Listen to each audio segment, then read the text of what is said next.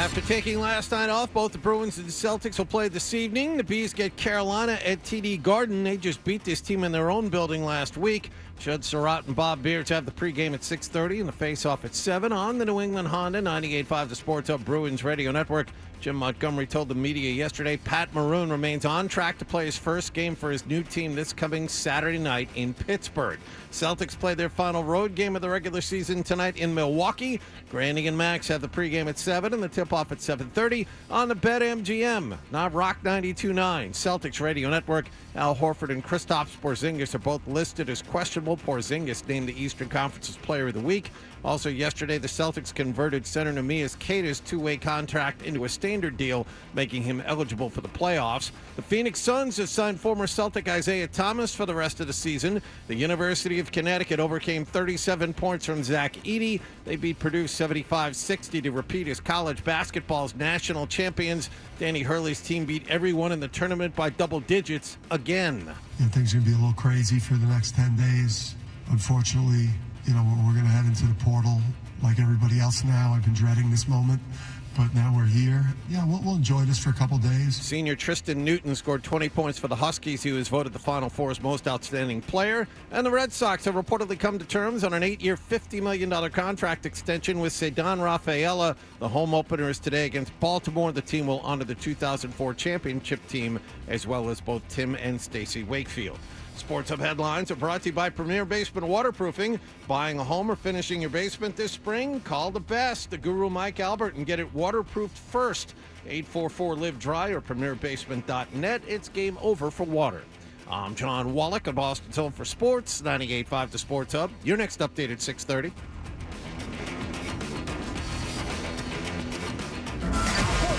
Al Horford. This is Al Horford. Al Horford catching slam. Horford for three. You're listening to the home of Boston Celtics basketball. 98.5 The Sports Hub. On the air, online, on the app. This is how Boston sports fans start their day. Toucher and Hardy on 98.5 The Sports Hub. Fred, hello. Hello. Hello. Mm-hmm. Hello. Hello. Hello. Hello. He's naked. He has a sword. Let's talk about cheese. Bruins are back from the West Coast. What the Is it okay to use this for the radio? Yeah. Welcome to the show, you sweet. Everybody, good morning. We are Toucher and Hardy. We're in the Town Fair Tire Studios. You can watch us on YouTube. Just go to YouTube and search 98.5 The Sports Hub, and then after the show, you can watch a video stream of a playback of the show on YouTube. Oh, I didn't know that. Yeah. It comes up in my algorithm. It comes up, so I get to see that terrible picture of myself.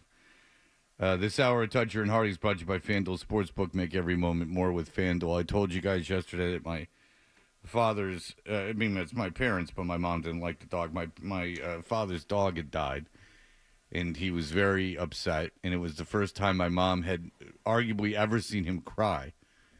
And he's turning 82 next month, and it's the first time that she's really ever seen him cry.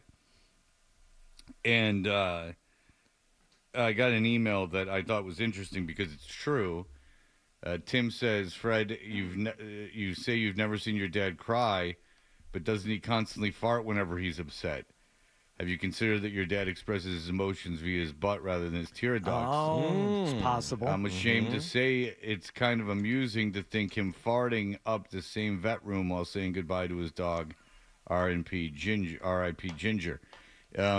He does. If you know when he gets upset, if you're in a car with him or something, then the gas comes. And it compounds the situation and the stress in the car because he has old man awful farts. He farts. My dad pushes out farts like at a dining room table with people there. Oh, wow. Yeah, my dad is from the school of I'm going to fart, which takes us back to a conversation we've had before. John has been on this conversation. when fathers used to just be naked. And they were naked. I went over to my friend's house one time, and his dad answered the door with no pants on and a sweatshirt on. And then I went over to another friend's house one time, and his dad was just buck naked at the kitchen table, eating and reading the newspaper. And if you said, like, why are you naked? They'd say, it's my effing house. And my dad, used to walk around with his robe untied.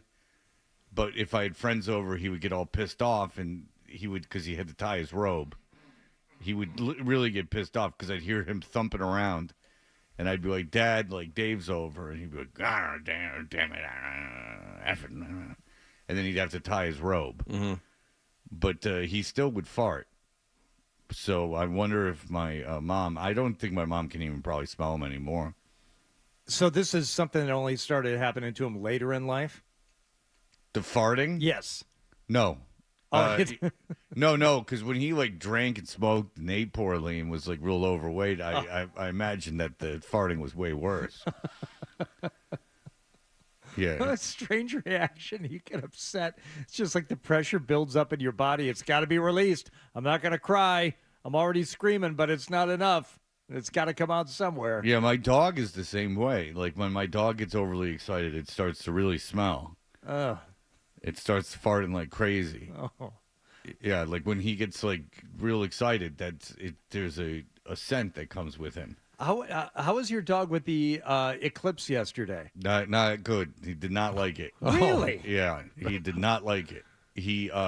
I was downstairs during the Eclipse. I had taken my daughter to the tutor, and then I came home. By the way, could you see the Eclipse?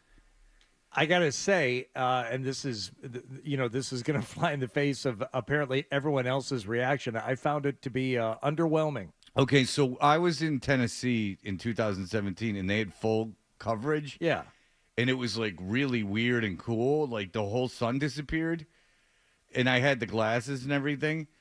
But I'll tell you exactly. So I took my daughter to the tutor at 3, and then I came home, and I forgot about the Eclipse. But then my dog ran upstairs, which he never does. Like, I was in the basement with him, and he always just hangs out in the basement with me. He ran upstairs and started running around. And I thought he might have to go outside. So I went upstairs, and he was all booking around. And I was like, why is it dark? And I'm like, oh, yeah, the eclipse. Like, it got kind of dark. Yeah. Mm-hmm. So I went outside. I put on sunglasses. You're not supposed to look at the sun. And I looked up at the sun for a second, and I couldn't tell anything was going on. Like, it didn't look the same. And maybe it did to other people, but in Tennessee, like, for quite some time, like, the moon went over the sun, and then it was, like, over the sun. You know what I'm saying? Like, for real. Yeah. Like it was a dark spot. Like, there was no sun, just a dark spot. And then gradually light started emanating from the sun again. It was like an idiot, like a baby could have understood that what was going on. Like, even my kids shut up for a second to watch it. Oh. Like, it was, like, happening like that. This, I didn't see anything. Well, this was, I thought, and stupid me, that with 93% coverage here in Boston, you would be able to tell that, there was an eclipse happening. And the only thing you could tell, I was outside during probably a full 30 minutes of it, right? From, 15 minutes before the peak part in Boston to 15 minutes afterward.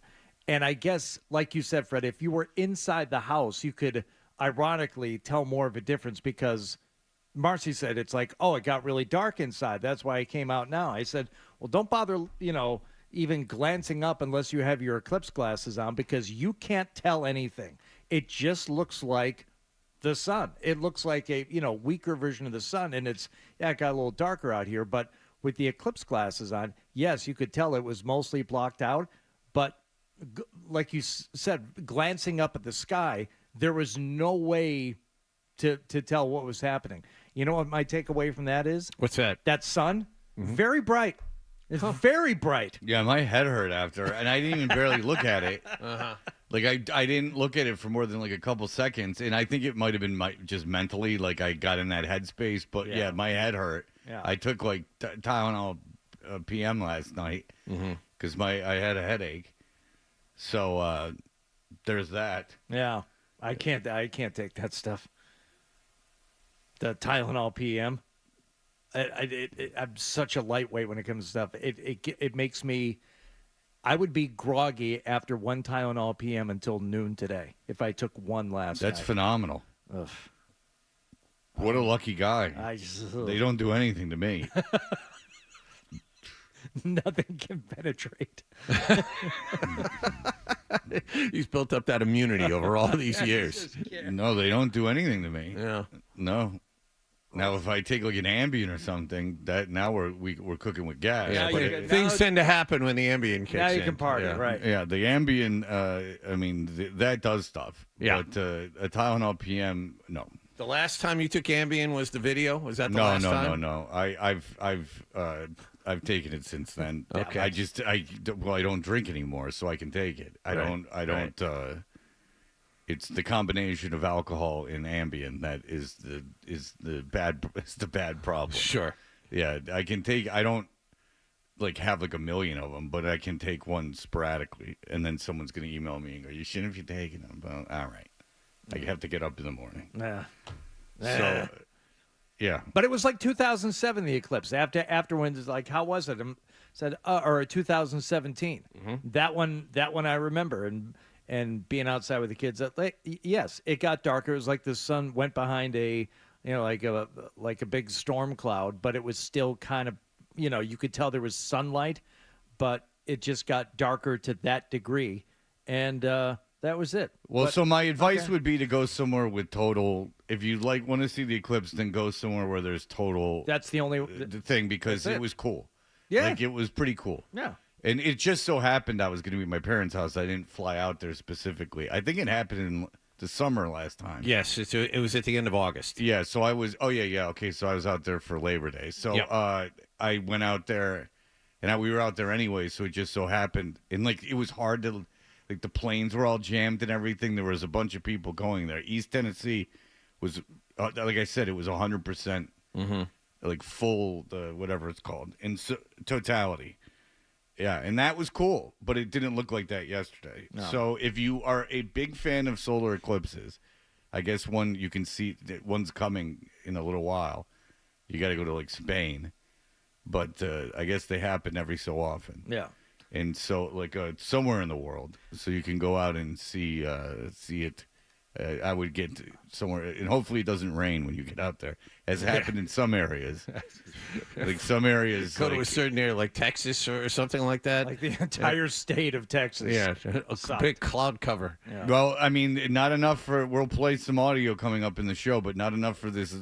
Not enough cloud cover to not have a lady from the Weather Channel absolutely lose her ass and like start hugging random people and stuff after it was over. Yeah, there were plenty of people losing their minds. But my dog acted no differently, and there were probably, I don't know, 5 or 6 of us outside between family and neighbors and stuff, and they're all standing out there. You got And quite a neighborhood. We really do. It's a nice little community, Fred. I mean, you guys are all in each other's They go to business. each other's houses to watch games and stuff like that. No, it's 3:20 in the afternoon. Why is everyone out? Yeah. Like, what's everyone doing? Very home? close knit. Next door neighbor is semi-retired. The guy across the Canton? Yeah. The guy across the street works mostly from home, as does one of my other neighbors. He was just getting his kids off the school bus. So that was Nice job. 3 of us. You Marcy, can dick 4. around outside looking at the sun instead of being nose to the grindstone. That's why people need to get back into the office. He makes his own hours. He makes his own schedule. But the dog was fine. And not that I wanted her to be, riddled with anxiety, but I would have studied it almost academically. I'm like, oh, look how stupid this dog is, thinking the world is ending just because it's an eclipse. And then I would study it. But she didn't do nothing. Yeah, it's just like You whatever. would comfort the dog. I would try to, but I would also You have like that Munchausen syndrome or something. You whatever it's called. Munchausen by proxy. Munchausen by proxy. All right, very good. Well, I hope everyone enjoyed themselves with the eclipse. I'm sorry that it was not more for you. But Shane, hello. Hey, good morning, guys. Steak and eggs. Hardy, love hearing you in the morning with the guys. Thanks, Shane. Just wanted to mention, I relocated out to Tucson, just north of Tucson, last year from Boston. And yesterday during the eclipse, I noticed that the birds were really quite active, and I didn't know if there was any, how did it affect John yesterday? I was asleep. I slept through it. Well, you probably thought it was night time. It was fight or flight for him. Yeah, my son, again, and not to beat a dead horse, but my son did go like, "You see the eclipse?" And I'm like, "Yeah." And he's like, "Oh boy." He's like, "Everyone, we had baseball and the birds." He's like, they were going nuts. He's really got a little thing for birds now. Oh, how nice. No, not liking them. He doesn't like them. Oh. They're noisy. Screw them. I want to take him to, like, the Amazon. Really get him in some birds. Yeah, maybe I'll just get him a bird for his birthday. Look at this bird looking at me. That'd be awesome because I can put it in his mom's house, too. Get a nice, loud-ass bird. Here's something to take care of. Enjoy. Get him totally desensitized to it so it won't bother him anymore. Yeah, just get him. Is there any better pet than a bird? It's something that you're really torturing. Look at you. Keep that thing in a cage. Look at you. Clip its wings so it'll never be able to fly again. The only thing that it's got going for itself. Just look at it. Put a mirror in there. It's just like flying outside. Nothing wrong with it. Best thing about being a bird, flying, of course. What are you going to do with your bird? Not let it fly. That's right. Yeah. We don't. Why are you clipping its wings? Well, if it ever got out of the cage. That's right. We're going to keep it in this really tiny cage. Yeah. But it's got a mirror in there, so don't worry about it. Right. I had a friend whose dad had a bird, and it just was constantly, I just was fascinated. I always wanted to be in the room with it because I was like, why is this your pet? How could this give you any satisfaction? It's just, you're literally torturing this thing. All right, Hardy, what's coming up? Well, we had a college basketball game last night, so we'll tell you what happened with that. It is also Red Sox opening day. So, big day, Fred. Big day. And 2 days until the Masters. So, yeah, so just bring get up to ready. Speed on that. Yeah, it's strap in. All right, we will have that for you in just a moment. You're listening to Toucher and Hardy on the Sports Hub.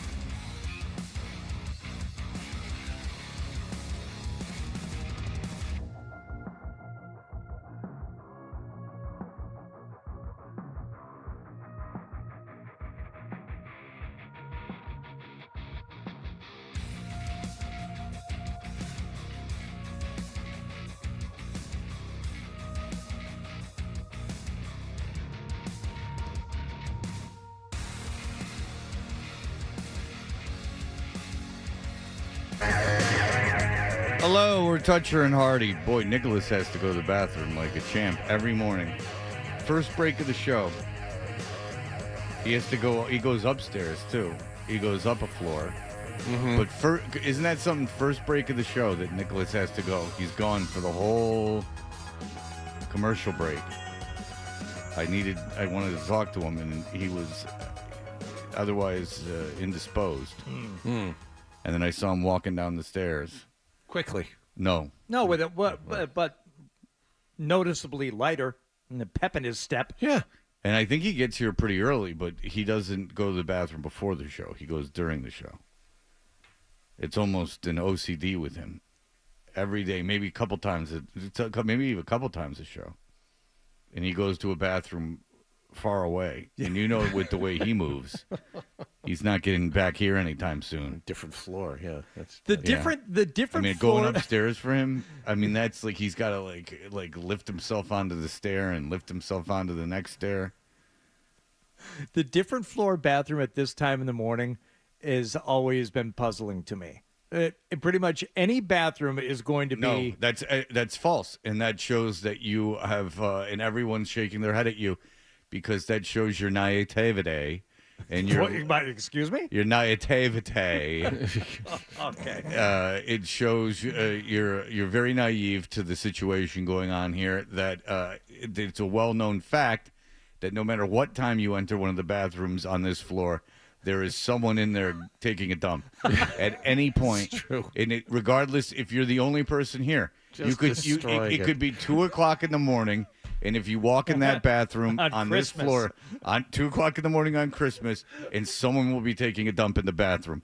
That's 100% true. Now, I did say this to Adam 12 yesterday. So I'm not going to bust. I'm not going to bust Nick's balls for going upstairs. I'm not busting his balls for that, because that's warranted. Go ahead. Because I would say most of the time I don't even go in and tinkle during the show. I don't know how it doesn't affect me, but I drink coffee and I do all this, and I won't go to the bathroom at all during the course of the show. But yesterday, that's all I did. I went in to tinkle after the show. It was like 10:45 or something. And I came back in. I saw Adam 12 when I first came back into our offices here, and I said, this building has more people crapping in it than maybe any other public building in the world other than an airport. All right. I'll interrupt you and tell you what's going on. You're cooking, because now you're becoming part of the zeitgeist in the morning. So what is happening What is? I'll tell you. Is that now post-COVID, people get into work later and later. So 10:45 is right around the time people get into work. Now, what people, it seems, in this office like to do is they roll in around 10:15, 10:30, put their jacket on their chair, sign in into their computer, and then stand up and go take a dump. That's right. It's time to go destroy a bathroom. I'll see you at noon. Yeah. Instead of, in the 7 hours they were awake before they came into work. Which is mind-boggling. It is mind-boggling, but you think about it though. Everyone's seen you. You're at work, so you've gotten that accomplished. Now, why would you take? I guess they figure, why would I take the dump at home when I could take it at work and get credit for being there?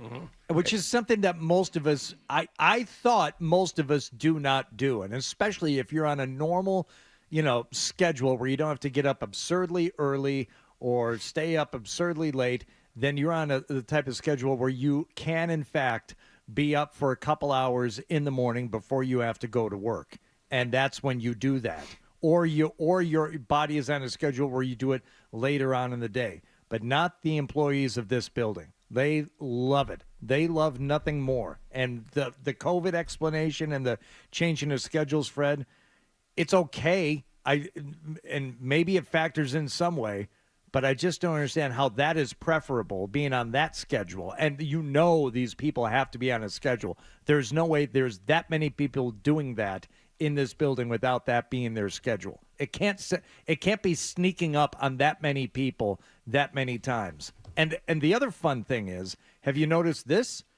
They do a cleaning of the bathrooms, which is very much appreciated. And of course, you want a clean bathroom, but multiple times a day, and oftentimes like 11 o'clock in the morning, the bathroom will be closed. You go in there and there's like, oh, there's someone in there cleaning. I'm like, It's really? a female. Not tonight, or not, like super early. And they went, no, middle of the day. Yeah. At 99X, they came in at night, and when I worked nights, I told you the problem that I had.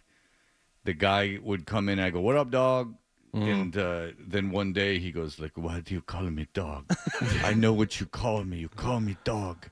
And I'm like, no, like, it's a term of endearment, which is like, wow. And I'm like, no, listen. And I started answering the phones going, hey, dog. And he's like, you call me dog. You F you call me dog. And I'm like, oh, my God. Well, he was just showing his naivete. He didn't know. Right. Yeah. All right. Go ahead.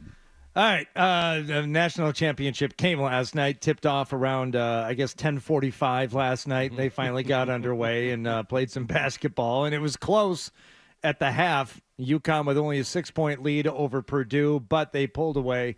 And, you know what happened by now. UConn ends up winning 75-60, back-to-back champions. Oh, my God. Andrew Hurley is not going to run it. He's going to hold it. 6.6 on the clock. What an amazing run. It is a UConn coronation. The Huskies make history. Back-to-back national champions. Why is it history? Other people have done it. It's only the third time in the last 30 years. It's part of history. Part of it. I don't know that's history. They're not making history by themselves. They've just added their names to it. It's only the third time since they've expanded the tournament. It's happened 3 times. Florida just did it like 15, 20 years ago. Yeah, only the third time since they've expanded the tournament. So there you have it. It's not history. If you do it, if you're the third person to do it, it's no longer history. No. If you watched it yesterday, you can now die happy. You've truly witnessed history. Well, Danny Hurley was very happy. Yeah, I mean, you can't even wrap your mind around it because you just know how hard this tournament is, and what a special group of people, a special coaching staff, an incredible group of players, the best group of players you could possibly do it with. And UConn, UConn is a special place this time of year, and they give us all the resources we need to do it like this in March and April. Okay. Yeah. I can't feel more unexcited about a national champion than UConn. There's just something about that team. They're very good, and they're well coached. Well, the players play well, but it's just not exciting to watch. There's no signature star. I mean, everyone remembers Florida goes back-to-back. People remember players from that team. Duke goes back-to-back. Everyone remembers Christian Laettner. There's no one on this team that people go, oh, yeah, he was the star of that team. And the head coach, people think he's an ass. So, I mean. You're missing the biggest correlation is that that Bobby Hurley was on the Duke teams that won back-to-back. Mm-hmm. And now his brother, Danny Hurley, has won back-to-back. And their father won 29 state championships in New Jersey. Do you know how much he must have cheated to win 29 state championships in New Jersey? The amount of paying of players and dirty recruiting that must have gone on there. That's really impressive. Yeah, but none of it moves me, really, any of it. And even though Danny Hurley's son played in the game last night. Yeah, he used the human victory cigar. He was able to get in. He's 6'1", 170. Yeah, we saw at the end of the 30-point blowout at the Garden a couple weeks ago, or last week, whenever it was, that the kid gets in, he holds the ball, he always has the ball last. Is that his son? Yes. So his son just dicked around on that team for 4 years? Yeah, he's a walk-on. Like Izzo's adopted son, because you go, how did Izzo have a kid in college? Because he's 104. But Izzo has an adopted son on the Michigan State team.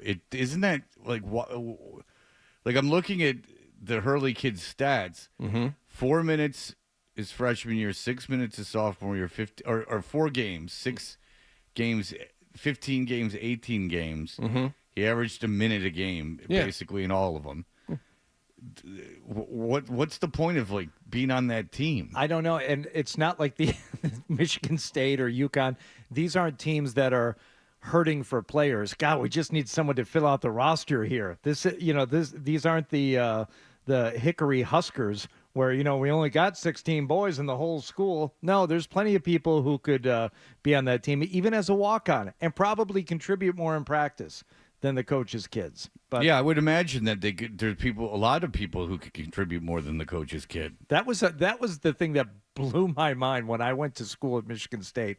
The kids that would play just pickup ball or intramural ball, good high school players that didn't want to play for a smaller school, but obviously immediately recognizably could have, but instead were just out there playing pickup ball.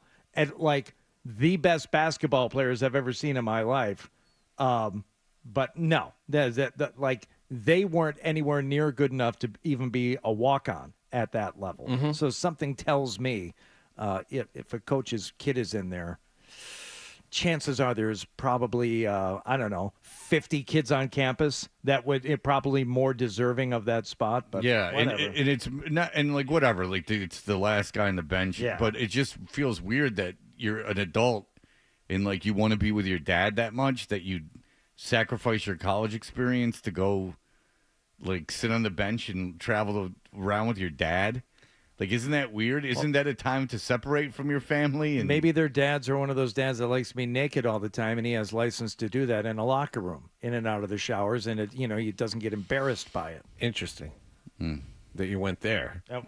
Yeah. He wraps it all in a tight little bow. I do. Yeah. Tristan Newton was the leading scorer for UConn last night. Juice Newton's son. That's right. Final four most outstanding player, Tristan Newton. Sir Isaac's lineage. All good stuff. Juice Newton. That's pretty good. Zach Edey, 37 points last night, and he was blocking shots. I don't know why he can't play in the NBA. Like, why people say he can't play in the NBA. I know why they say it. I shouldn't say that because they say he can't.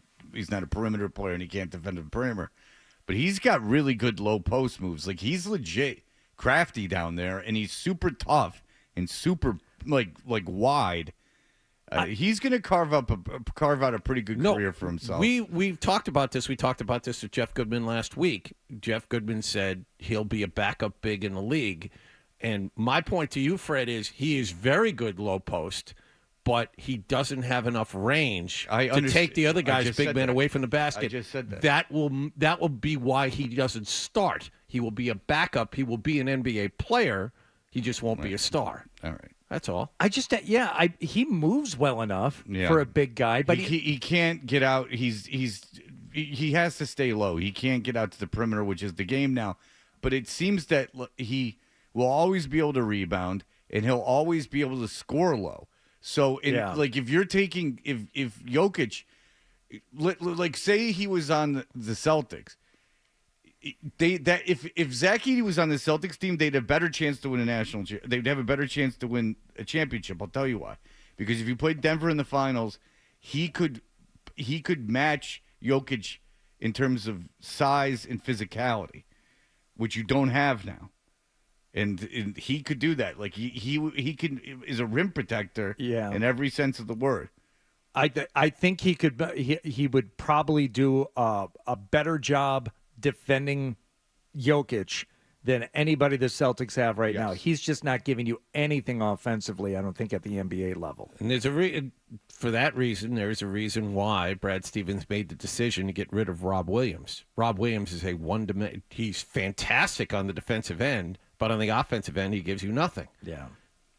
And they had a chance to get Porzingis and da-da-da-da-da. All right, we'll be back in just a moment. Here are the headlines.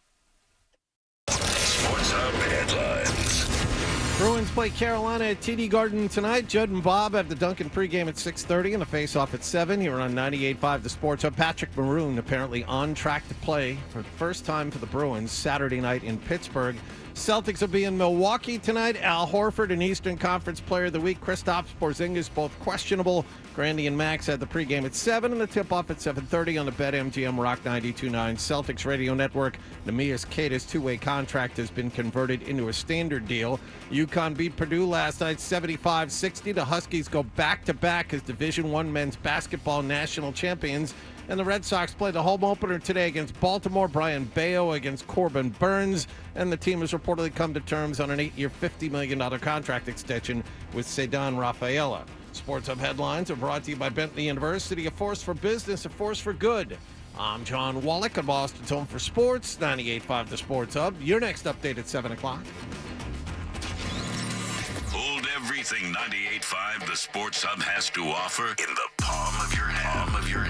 I need that. Listen live. Get breaking news. I need it. Download the Sports Hub app.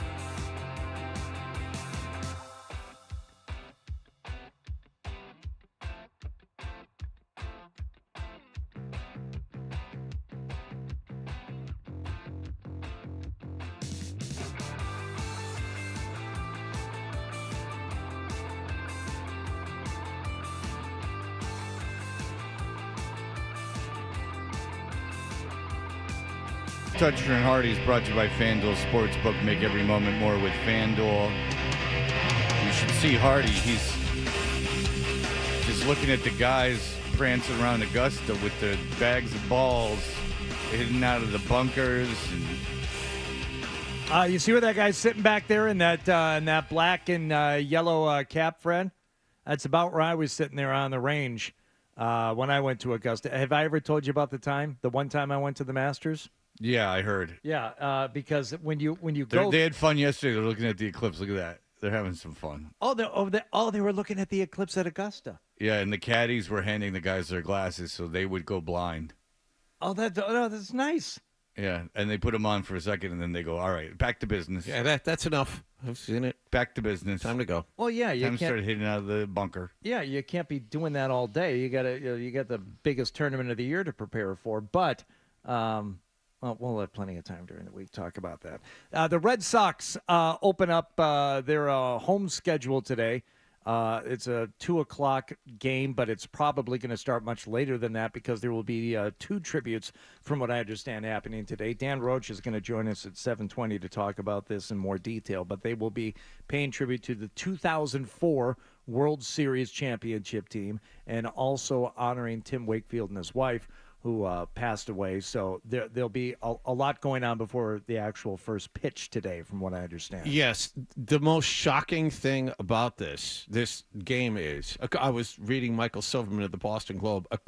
As of midnight last night, there were still over 1,000 tickets unsold for this game, exclusive of the resale market. And you remember people lining up all the way down, all the way around Fenway Park looking for extra tickets. That is not the case this year. Well, that's how low it's fallen. There's no chili guy. That's true. So you can't really get tickets anymore. Oh, no. If I may. Nicholas? Where is Nick? Jesus Is he gone Christ. again? Oh, there he is. He was in the other room off to the left here. Here he is. All right. Morning, Nick. Give me my my soundboard, if you would, sir. He's always in another room. He's always in another room. Yeah, see, we had you're not so fast, huh, smartass? Yep. So it got reset because it was broken. It was broken yesterday. Red Sox also made a signing yesterday, someone that they didn't have to do anything with until, I don't know, 5 years from now. This is the new Rafaela. The way things are done now. You signed Brian Bayo to a big deal. You signed Cedar Rafaela to a big deal. And this is in lieu of actually spending money on free agents. You spend on your own. You tie them up for long-term contracts for no money. When he's the 4th best prospect in the system, you tie him up right now, 23 years old. They've been trying to get Casas to sign too. And he has said no multiple times. So this is the way they do business. And when Marcelo Mayer shows up and Nick York shows up and Kyle Teal shows up, they're going to try and sign all these guys also. That's how it works. Go out to the stadium today, You're coming to me for a beneficiary deal. Mm-hmm. Put him in the moneymaker machine. Look at him. Yeah. And if you want Red Sox tickets, you can also get tickets to Bon Jovi. I'll be like Bruce Smith of the Buffalo Bills. I'll play my whole career somewhere, and then I'll come back and retire. Is there any food in particular that I should be looking forward to eating at Fenway Park today? Yeah, Dave. That's really good. Those are excellent quality. Yeah. Skip the obvious one. Seriously. Yeah. All I want is something to eat at the old ballpark today. What are we doing? Now it's just random sounds? He cares about what you and I are saying. Pasquale. All right, very good. So I couldn't find any food. Tickets still available for you, for the chili guy, for everybody. All right, yeah. But one thing you can't get. How many? What? 2 pieces? 3 pieces? You got cheeseburger with fries? Cheeseburger with fries, right? You got no cheeseburger with fries? Fish and chips that comes with French fries, right? Give me that. French fries. He's like Trump. Many French fries. French fries. Yes. All the way from Rockton. All right, I didn't play that one. He ordered it like he didn't want French toast by mistake. No, I want French fries. Well, if you listen to it, we'll explore it. How many? What? 2 pieces? 3 pieces? You got cheeseburger with fries? Cheeseburger with fries, right? You got no cheeseburger with fries? Fish and chips that comes with French fries, right? Give me that. Oh yeah. Ty Anderson with the story yesterday at 98.5thesportshub.com with an inkling as to what Jim Montgomery is going to be doing with the goaltending situation for the Bruins coming into the postseason. He says, well, we're going to do a rotation. Game 1, Game 2, Game 3, Game 4, and then we'll see. Mm-hmm. So he's willing to actually flip back and forth 1, 2, 3, 4 and see where they're at in the series before maybe they stick with a guy for more than one game. You said this last week. He's like, the goalie rotation is good so far, and I'm comfortable with it not only now, but into playoffs. If they lose in the first round, which is very possible, not only will it be incredibly disappointing, he's really going to have put himself in a situation because, I mean, it's just such an obvious second guess. This really made it a lot more difficult for him. I mean, the last thing you think of with the playoffs in hockey is who's playing goal. I got to imagine it's like that in most any sport with a goalie. That you pretty much know who your goalie is going to be throughout the postseason. Like I don't soccer, lacrosse. I don't know much about soccer or lacrosse, but I got a feeling that field hockey that the goalie's the goalie, and that you don't like start shuffling him around, especially at this level. He got burned last year because he went just with Olmark, and but paid Olmark for was it. hurt. No, so, you're right. I know, but so it's different this year. But I mean, listen, if they win, fantastic. But all I know is that it's even for an idiot like me, it's setting up such an easy narrative to blame Montgomery because it's hard to know unless you're an expert in the game. Sometimes, like what's the coach's fault and what's the fault ultimately of the players. Like I mean, how many times have you go like, oh well, the line changes were bad, or like he wasn't rotating the guys, and he wasn't putting that he wasn't having last change and taking advantage of that. Like who knows? But you certainly know who's playing in the goal, and if he's screwing around and they lose a couple in a row, machi, that's not good at all. If Swayman doesn't play well, I mean you can't afford to blow a game. I mean if he plays Olmark, say they win game 1, Olmark's obviously going to start game 1. Say Olmark wins game 1 and then Swayman loses game 2. Well, then you just lost game 2. You lost a game for no reason. Yeah, and it's funny too because when he's explaining and talking it out, he sounds like every know-nothing hockey fan in the world, like me, right? When Montgomery is trying to explain how this is going to work, he starts talking like any other fan would. He said, "We'll see what ends up happening. It's hard when you win game 1, if you do win game 1, to switch," Montgomery admitted. "But if you're committed to it and it's the way you think your goaltenders have tremendous success, it doesn't make a lot of sense." Well, no kidding. If a guy goes in there and he's lights out and he's a brick wall, I would think it's going to make it very difficult to switch. And I don't know if he has any designs or, any thoughts of creating a new way the game is played in the postseason for teams that do have this, some people call it a luxury of having two really good goaltenders. It's a luxury until the postseason, and then it's an albatross. Yeah, I don't even know if it's that much of a luxury in the regular season. It is because you can rest guys, and you would have a rested goaltender going into the season or postseason. So it is a luxury in the regular season. It's obviously a luxury in the regular season. It was a luxury, like you couldn't play Rask over a certain amount of games, so you needed a good backup. So it helps you with positioning for the playoffs. It's an albatross in the postseason because it's just an easy talking point and something that could, obviously affect your team. It's something that's obvious. If Swayman doesn't play well and Allmark plays well, or if they both don't play well, it's a catastrophe. In terms of hockey, it's a catastrophe. If they lose in the first round again and he's screwing around with the goaltending situation, it might cost him his job.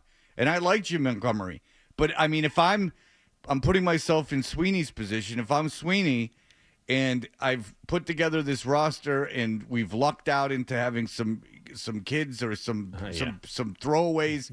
They're very fortunate that this season wound up the way it did. And think about it, John. This offseason, they got a bunch of cap space, so Yes. they're going to be able to be good next year too. Yeah, this was supposed to be the bridge year, and it turns out they were good again. Yes. And it is remarkable the way this season has turned out. And if they screw around and lose in the first round again, I'm going to blame him. Well, this is obviously all.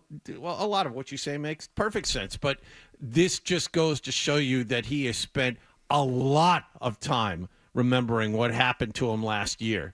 Regardless of whether or not Omar was hurt, he went with one goaltender, and he got beat. And so now, and Hardy asked him the question, when was that interview?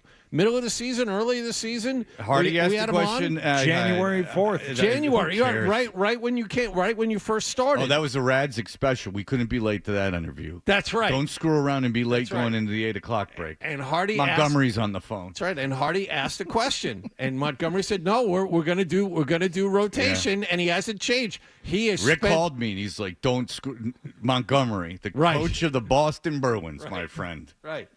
And I said, "He's no more important than I am. He's the coach of the Bruins. He's not Belichick." So yeah, he spent far too much. I pay time $1 million to get Belichick on your station, and that's not an exaggeration. Yeah, that's not cheap. That's not an exaggeration. How come you guys don't have Belichick? We're not paying Well, I don't want to. 7 figures for the benefit and for the privilege of his say nothing phone calls every week. That's why. My interviews with Belichick would just be him answering in silence. Because I would never ask him about football, and it would piss everyone off. It would piss the listeners off. It would piss the team off. It would piss him off. Be like, what happened with that ring cam? That would be funny. You'd see which guy would break first. Yeah, the two of you would just sit there silent on the phone and see. I'm not saying anything. Well, John, you know that we love silences, so yes. I would just sit there and just let it all sit. I see how long it would take Bill to hang up. Knowing that he would get paid for this. Well, no, he wouldn't hang up is the thing. It would just be like a game of chicken. That's my point. He would not do it because he's getting paid for it, and there'd just be clicks on the other end of the phone as he put you on speaker. And he would just go about his business, shuffling papers and stuff after a while. Yeah. And it would be 15 minutes of that. And I contend that it would be the most listened to interview that he's ever done because everyone would just be like, what's going on? Great. All right. Are you aware of the Eclipse? Yes, I heard about yesterday? that. Was yesterday, right? Yeah, they were having fun at Augusta with it. They were putting on the glasses. Part of a caddy's job is to carry the glasses around. See, it's really just to do whatever they need. Well, this time of year, or this part of the week, I should say, Fred, this is what it's about. It's about having some fun. It's about having, the par 3 contest, and you get your kids out there, and you can enjoy the experience. And maybe if you got Eclipse glasses in the bag, you take them out and you put them on. It's not all stuffy. It's not all about the tournament. Do they play this music out on the course? Yeah, do they? That's a good question. It's not a good question. You know the answer to it. Yes? No. Of course Just not. so everyone can feel reverent the entire time. You don't need a freaking soundtrack to feel the reverence and the majesty that is Augusta National when you're actually on the ground. It would drown out the birds chirping in the background. Ah! See? Dang birds chirping. Ah! Cut it out. I'm trying to make it sound here with the golf club. Does the music get louder as you get to the back 9? All right, we got a break. We'll be back with Eclipse News. You're listening to Toucher and Hardy on the Sports Hub.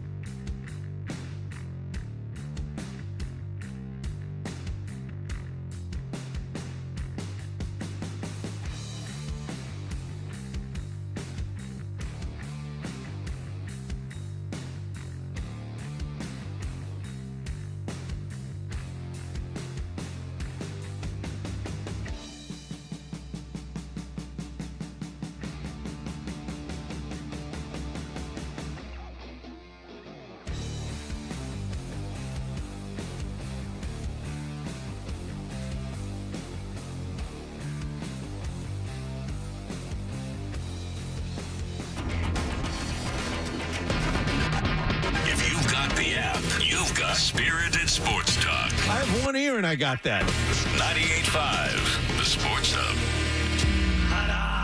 We're back with Toucher and Hardy on 98.5, the Sports Hub. We are Toucher and Hardy, brought to you by FanDuel Sportsbook. Make every moment more with FanDuel. Yesterday was the Eclipse, and the eclipse in my children, and we were able to absorb it all. And the moon went over the sun, and it blocked out the sun. And Majestic. we had glasses. We had to buy several different kinds of glasses because they kept being recalled. If you you buy a pair of glasses off Amazon, they go, not that one, you'll go blind. Right. And then so you had to find the right manufacturer, and so I spent about $5,000 in Eclipse glasses, and then we went out there and we looked at the sun, and it blotted out the sun.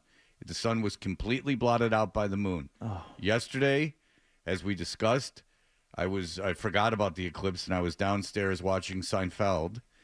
I had just dropped my daughter off at the tutor, and my dog, who usually just sits next to me, ran upstairs and started running around. And I went, I wonder if he has to go outside. I went upstairs. I noticed it was dark in the house, like darker. I went outside with my shades, sunglasses, and looked at the sun for a second, and I couldn't tell anything was going on, so I came back in the house. It was not anything like the totality that I saw on her in her burrito bowl yesterday, and didn't think twice about it, and she was going to donate some money to some charity also. Well, she's not dead yet. She was on TV. They put that broad on TV. Yes. All right, so here is a lady from the Weather Channel. She's out in Texas, and there's a field of Texas people looking at the sun, and here's what she has to say. The darkness. 9, 8, 7, 6, 5, 4, 3, 2, 1. Totality, we're in it, and we're behind a cloud. I can even see a blue spot right there. Come on. We've got 4 minutes. The crowd is willing it. Yes! We can see it. Just for a minute. Just for a second. This is a lady. She's the one screaming, not the crowd, right? Oh, yeah. Oh she's screaming. She's screaming and yelling. She's orgasmic over this sun. She is such. This is you have to appreciate this, Hardy, because this is a weather woman who truly loves the weather. I mean, this lady. This is even. I mean, she's more excited. I don't think I've ever been. I don't know since I was a little kid and believed in Santa Claus that I've been this excited about anything in my entire life. But this is my problem with the weather people kind of misappropriating an eclipse as their own. This is not a weather event. This is a celestial cosmic event. But it's a naturally occurring thing, which I think is what piques their interest. I think that they like the cosmos and they like things out of their control. They like being able to predict whatever power greater than us is controlling these things. Well, you don't see weather people getting on the TV and talking about earthquakes. You bring in earthquake people for that. This is. I think that you could have someone from the Weather Channel talk about just about anything. I mean, you have the bald fella; he'll stand in the water while it's raining. That's rain. That's weather. Yeah. Well, so's the earth moving. But I'll take it. I will take it. Look at it. Oh, my God. We got it. We got it. Oh, my gosh, Lori, look at it. What if you were out on a date? Like if you had been dating someone and they were they came over and they're like, oh yeah, the eclipse is now. And then you were watching and they start going, ah! You'd be like, okay, I'll be leaving. It's excited about a lot of things. Yeah. It stopped raining! Yay! You're a sociopath. Wow! You are. Look at those clouds part. Yeah, I mean, listen, it was cool when I saw the totality, but if someone ever got this excited about anything, short of me loving on them, right? Sure. I mean, this sounds like me in coitus. Nope. No. Friends! God! Whee! Whee! I'm having fun. I'll be like, yeah, you are. You know? Because I'm good at it. Nope. Humping. Hardy, I'm good at humping. Yeah. Do you understand what I'm saying? That would be the lady yelling at when I'm humping her. I understand. She'd be going crazy. I'd be thrusting and humping, and she'd be going nuts. Get a real good tight shot of Hardy right now. She would be going, right this second. Get that YouTube camera on him. She would be like an animal. And I'd be like, yeah, you like humping? She'd be like, yeah. And I'd be like, this is humping. Now we're humping. I want a picture of that on the website stat. I'll be like, this is the Eclipse every time I hump you. You know? Raw dog and humping. You okay over there? Consensual, of course. Yeah. Of course it's consensual. She's over the moon. Why are you going to take it there? Of course it's consensual. She's over the moon. She's squealing with delight. Could you accomplish that by hot dogging? Could you? No. Hot dogging is a selfish act. Okay. When there's too much buns. Mega butt cheeks seem to be into it. Well, what? She just wanted to satisfy. Holy cow, look at that! Look at it! You can see the red, the flares on the bottom. Look at that on the bottom right! Woo! What if she was like, holy effing S? Jesus Christ. Or someone just tapped her on the shoulder and said, look at what? What? What am I looking at? What flares? What's flaring? What are we where are we supposed to be looking? What sun god is responsible for this travesty? Is it the horizon? Are we supposed to look down? Are we dying? What's happening? Why are we dying? Are we going to die? 2, 1. All right, diamond ring! Diamond ring! I can see it! I can see the diamond ring! That's what the ladies say when I get down on one knee. Wow. You want to hear me getting engaged? Diamond ring! I can see it! I can see the diamond ring! Don't worry, in 17 years this will be over. That's what I say. You're excited now. You're excited now, but wait about 14 years. The excitement will be gone, and it'll be 3 years of hell, and then it'll be over. And then you get the ring now, but it's the beginning of the end. But twice a month you get a pretty good couple checks. So take that, and you get a house. So enjoy. Diamond ring! I can see it! I can see the diamond ring! Yes! Woo! Ah! All right, now she's faking it. I can tell because I hear other people having sex, and it doesn't sound anything like when I have sex. So I can tell when people are faking it. Right. I think she's also getting caught up in the music for podcast CD number 15 techno that's being thumped in the background. See, I thought it was the Talking Heads. I thought it was da-doom-doom-doom. Da-doom-doom-doom. Because I think every weather nerd is probably into the Talking Heads. Yes! Woo!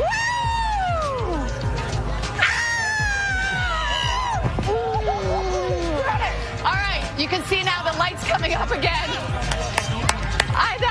That was incredible. Yeah, well, I think you were faking it at the end. Time for everyone to go home. Yeah. That's it. It's over. Your 60 seconds are finished. Yep. That was too much. So that was, like a sanctioned Weather Channel broadcast. We have many more from the Twitterverse that we're going to get to later on in the show, including one AJ Brown, who has many theories he would like to share with you as the eclipse is taking place. Because while we all understand it to be the celestial event that it is, of the moon some 400 times smaller than the sun, but also 400 times closer to the earth, it's almost a perfect, block out in terms of size and space. AJ Brown has other theories as to what is going on. So we'll hear from him in his video later on. He would know. Be Real texted me. He said, would you be as critical of this weather person if it was Dylan Dreyer? I wasn't being critical at all. I was celebrating right along with her. I was buoyed by her girlish enthusiasm. I found it charming. She's just letting go, Fred. Even though it's got nothing to do with weather, She's still excited, and who am I to say she's wrong for being excited? I don't think anyone's saying she's wrong for being excited. I think it's really neat, the whole thing. Always nice to be enthusiastic about your job. Or anything. I would love to be that enthusiastic. I would like to be excited about anything, literally anything, and have the freedom just to go, yay! That would be nice. It's never going to happen. It's never going to happen. The afterglow she must have felt when she got home from work last night. She's like, oh, my God, best day of work. It's all downhill from here. Yeah. When she put the lean cuisine in the microwave and... You know, she stroking the cat. Yeah, she was feeling pretty good about herself. All right, very good. We'll be back. Daniel Roche, you know him. He loves baseball. He's the one guy who's very excited about opening day. I believe he's already posted a video from Fenway Park, if I'm reading this right. Yeah, Hardy's going, and he doesn't even care. He's just going because his lady's got tickets. We will be back with Danny Roche in just a moment. You're listening to Toucher and Hardy on the Sports Hub.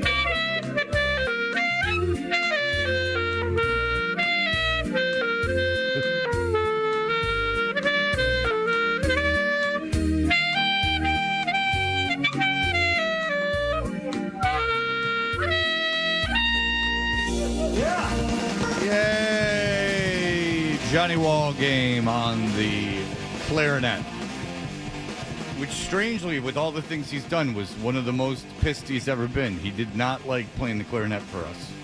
You're kidding. I don't know. I actually don't know why. I don't remember that part of it. There have been plenty of things I've been pissed about, but I don't remember being particularly upset about that. Like, what I remember is Rich not being able to look at me while I was doing it. Well, he was laughing.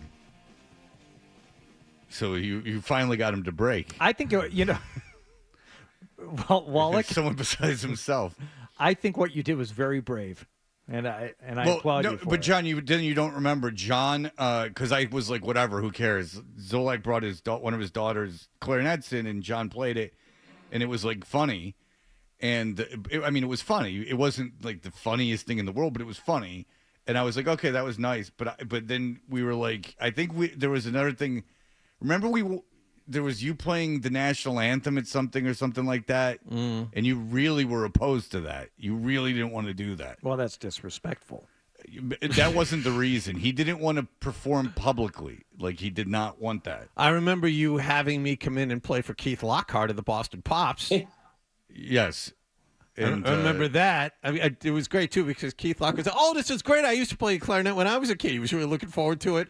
And about 3 notes in, he's like, oh, that's not good at all. I wish he would take himself more seriously. Dan Roche is a guy who doesn't take life too seriously. That's why he glides around having a good time. He's from WBZ TV. He joins us on the Volkswagen Dealers Expert Hotline. Hi, Danny. Greetings. Salutations, boys. It's a beautiful day for a ball game. Let's play 2. Yeah. And we're off. Why don't they play 2 anymore? I don't know. Danny Roche, you would like that, wouldn't you? If I was Commissioner Fred, there's lots of things I would do. One of them would be implement doubleheaders every Sunday. Everybody gets Monday off. And on those doubleheaders, kids buy an adult ticket, get a kid's half price. All concessions go down to half price for the doubleheader as well. And then players that have to have 3 or 4 players come out and sign before the games for the kids, things like that. So there's lots of things I would change. And implementing doubleheaders would be part of it. 2 7-inning doubleheaders. You don't have to play 9. It'd be fun. Yeah, so you'd be a big hit with the Players Association. Oh, huge. Yeah. You'd make them go out and you'd make them do stuff. I got to tell you, those 7-inning doubleheaders, and it was during, I guess during COVID. I can't remember if it was 2020 or 2021 when we were allowed in the ballparks there. But I went to one of those 1 o'clock first of a doubleheader 7-inning games. It was probably my favorite baseball game I've ever attended. It was the perfect amount of time. It was the perfect atmosphere. It was great. I don't disagree with that, Artie, either. People think I'm old school, traditional, or what have you with all those things. Not necessarily in baseball. I think they needed to shorten the games and, to have the 7 innings. Yeah, I'm fine with that. I'd go 140 games in the season as opposed to 162. So you're right, Fred. You value no record or any historical significance of the game then. If you want to shorten the games and shorten the season, then you're completely... 100%. I don't anymore because of the steroid era. I don't. So it means nothing to me. Because home runs was really the only thing. Don't get mad at me. That was the only thing that I just didn't. Well, a hitting streak, DiMaggio's streak, any that's pitching. Cool. I'd still respect that. Any pitching. You're never going to duplicate what pitchers did back in the day, but any pitching records are out the window. And this is a man who baptized his son in the sink at the bathroom in Cooperstown. And sometimes when I say that, I'll get emails like, you made that up, and I'm not making that up. Dan, Fred, I had somebody ask me yesterday if that was true. Yeah, like they don't know we're not kidding. Like Dan took it, like he didn't have a priest do it, but Dan took his kid into the bathroom at one of the bathrooms at the Hall of Fame and took water from the faucet and splashed it on his head in a impromptu baptism. And you took him there did you take him there with the idea of baptizing him in that sink? No, it was 6 weeks old, so it was just an introduction to the whole Cooperstown into baseball, and it just was kind of like, little impromptu thing, like you said, so it was fun. Okay, because people don't believe that touch the Yaz Black too, so with Ted Williams Black, touch the Yaz Black, just see it all, soak it in. Did it burn his hand? Did when he touched it, did it imprint his hand with like a brand? He could feel the power, no question about it. Did he just turn to you and and it was the first time that you could tell that he was a sentient being, that he was looking at you and finally understanding what was going on? Yep, I was like, take me out to the ball game. You know how it goes. It was fun. So, does he remember it? No. Oh, no. What's the schedule? But I did play catch with him, Hardy, outside the Hall of Fame when he was older. That was fun. So I did that one. I think when we toured the Hall of Fame with Wade Boggs for a TV story. So, hey, Wade Boggs, was he drunk? Nope. He didn't have 450 beers in him. He was good. Is that a true story that Wade Boggs had? Was it 70 beers on a trip out west? Is that? I think the West Coast he could go through at least a case.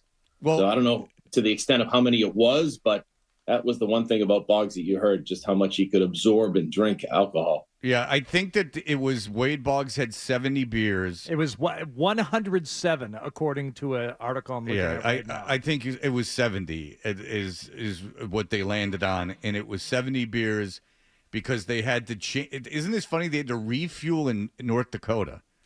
And I only know this because It's Always Sunny in Philadelphia did an episode where they tried to do it, and then there's a layover in North Dakota. But they flew a plane that couldn't make it out to the West Coast on one tank of gas. That's interesting to me. But you really do think they should shorten the season and shorten the games? Absolutely. Yep. I just think that I'm not a big fan of the product. I haven't been a big fan of the product for a while now, and I think everything they did to implement time and game and everything else has been great. But I would go even further with that too. We talked about because it's starting in April, Fred. Like these games, the Red Sox had to start on the West Coast, and I'm fine with that. But the temperature at these games, the temperature in in November now when they seem to play and finish the World Series, I just don't think it's necessary. Well, they should play day games like the Tigers. The Tigers play day games this time of year. Every game is during the day, and if it's not during the day, it's at like 4. Like that's what I don't get. That's where you get the temperature. So I mean, you play while the sun is up, Danny. It would be warmer. Yeah, I don't. I know. I really don't TV. understand why. Yeah, I know, but Dan, they don't. It's with NESN, it's really you're talking about like a couple thousand viewers difference. You know what I'm saying? I agree with you. I'm saying to you why they do it. It's the TV thing, but I'd be up for that too, or at least started it at 3 or 4. You know what I mean? It's as opposed to starting it at 7 o'clock at night in an April night. I mean, you go in there and it's freezing, and you end up leaving early, and you're having coffee all the time, and you're dressed like for a football game. So I'm all for that too, Fred. So yeah, I don't. If I was commish, I'd have all those kind of things going on. So happy Masters Week too, Hardy, by the way. Oh, thank you so much. All right. I got to ask you about this. So we talked about this yesterday. So the Major League Baseball Players Association is saying that they believe that pitchers are getting injured because of the pitch clock, which is nonsense. But you can comment on that if you want. But Tyler Glass now said the big thing is he can tell a difference in his arm since they made him get rid of that sticky stuff. Like since they've come down on the pitchers using sticky stuff on the balls. And it kind of made a little sense to me because he's like, I got to grip the ball way tighter. And whatever. I mean, if the pitcher says he can feel a difference in his arm, what is your feeling on is it true that pitchers are getting injured at a higher rate now? It's true, but I don't think it's the pitch clock. I think it's more just the velocity that everybody's trying to throw at now. You have guys come in and it's max velocity, full throttle all the time. The art of the breaking ball and the changeup and what have you seems to be disappearing more and more. And guys are trying to throw 100 every time they get into a game. And over the course of time, if you're exerting full physical effort to throw at 100 miles an hour, it's just not right with the human body. Throwing a ball, as you know, Fred, you talked about the arm many times in the book, but throwing a ball is not a natural movement anyway to begin with. And if you're trying to go above and beyond that and push it to the limit, that to me is the reason why guys are hurting their arms, and not the pitch clock or not other conditions. I just think it's the max effort part of it because they're trying to do it all the time now and hit 100 on the jugs gun. Yeah, because pitching actually, the throwing is a natural movement, but throwing at that velocity is not. And I think you're absolutely right. And I also think the obsession with spin rate. Like that they're tracking spin rate and that you would get drafted based on spin rate is a little crazy. I think that's what's hurting arms. So what, Hardy, you were going to ask what the schedule was today? Yeah, What's because going on? we were talking like there's a lot that they're doing before the game today, but it's not starting at 2. They're going to start it earlier, right? They want fans in their seats for 1:30. And that will be the start of the pregame ceremonies. And they should get to first pitch 2:10, 2:15, or what have you. So it won't be bad, but it'll be fun. It'll be a little bit tough with the Tim and Stacy Wakefield remembrance and Larry Lucchino now as well. A lot of the players from the 2004 team have talked about Wake and have choked up talking about Wake, and it's been difficult for them. But then also the 2004 team will be celebrated.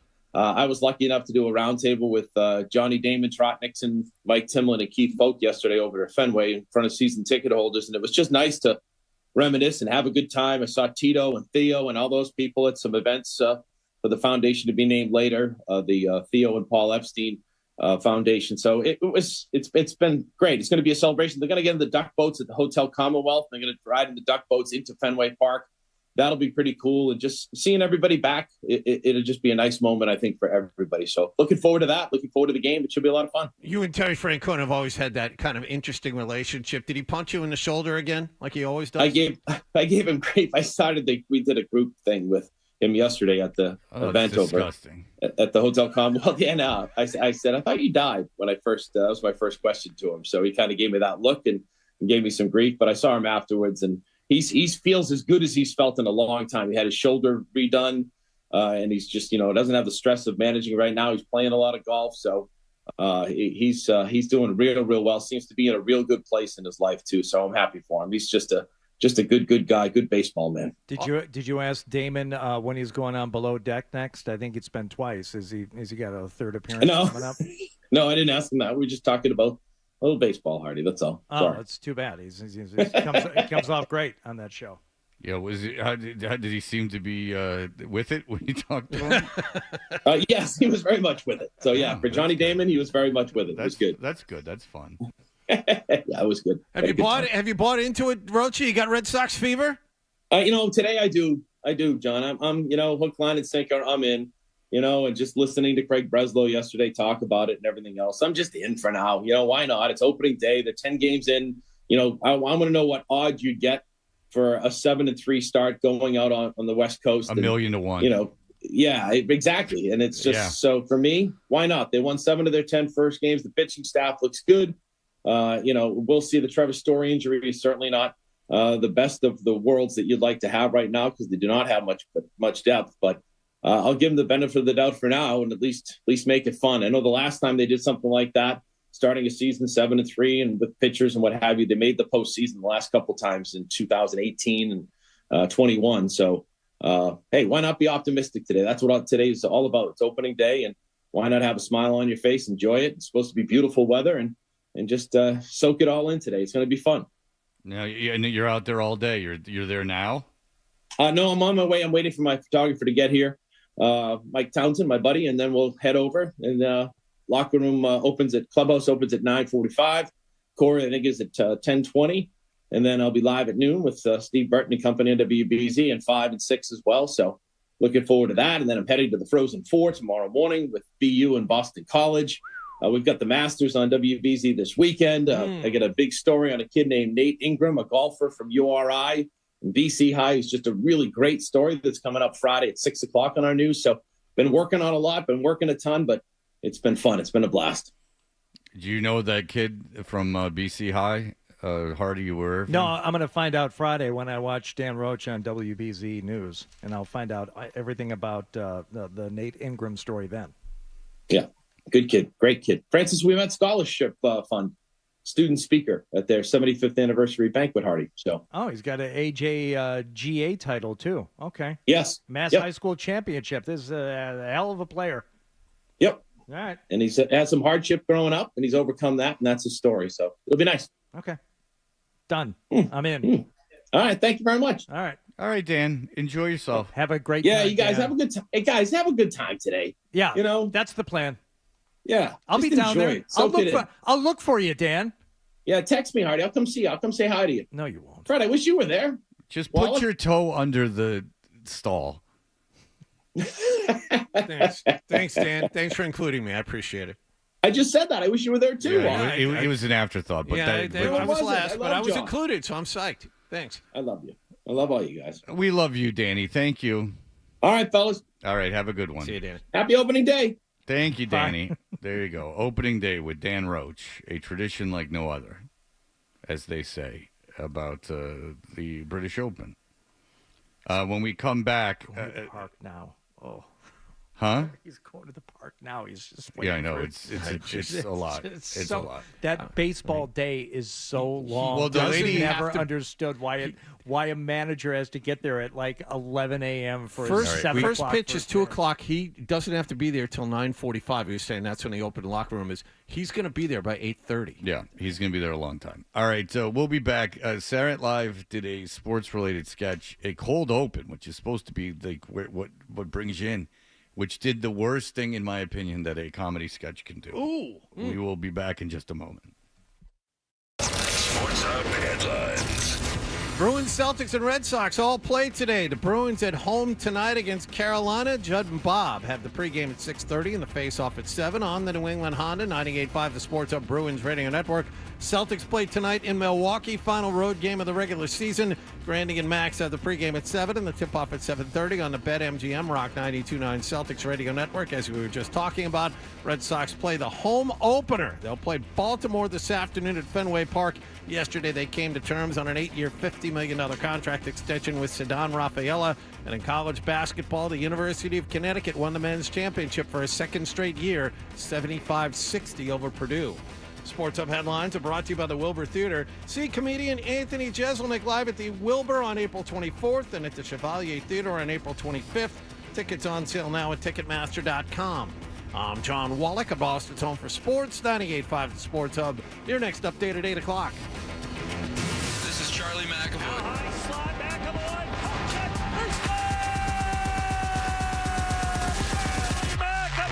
And you're listening to the home of the Bruins. McAvoy coming from deep in his own zone. Backhand. He scores!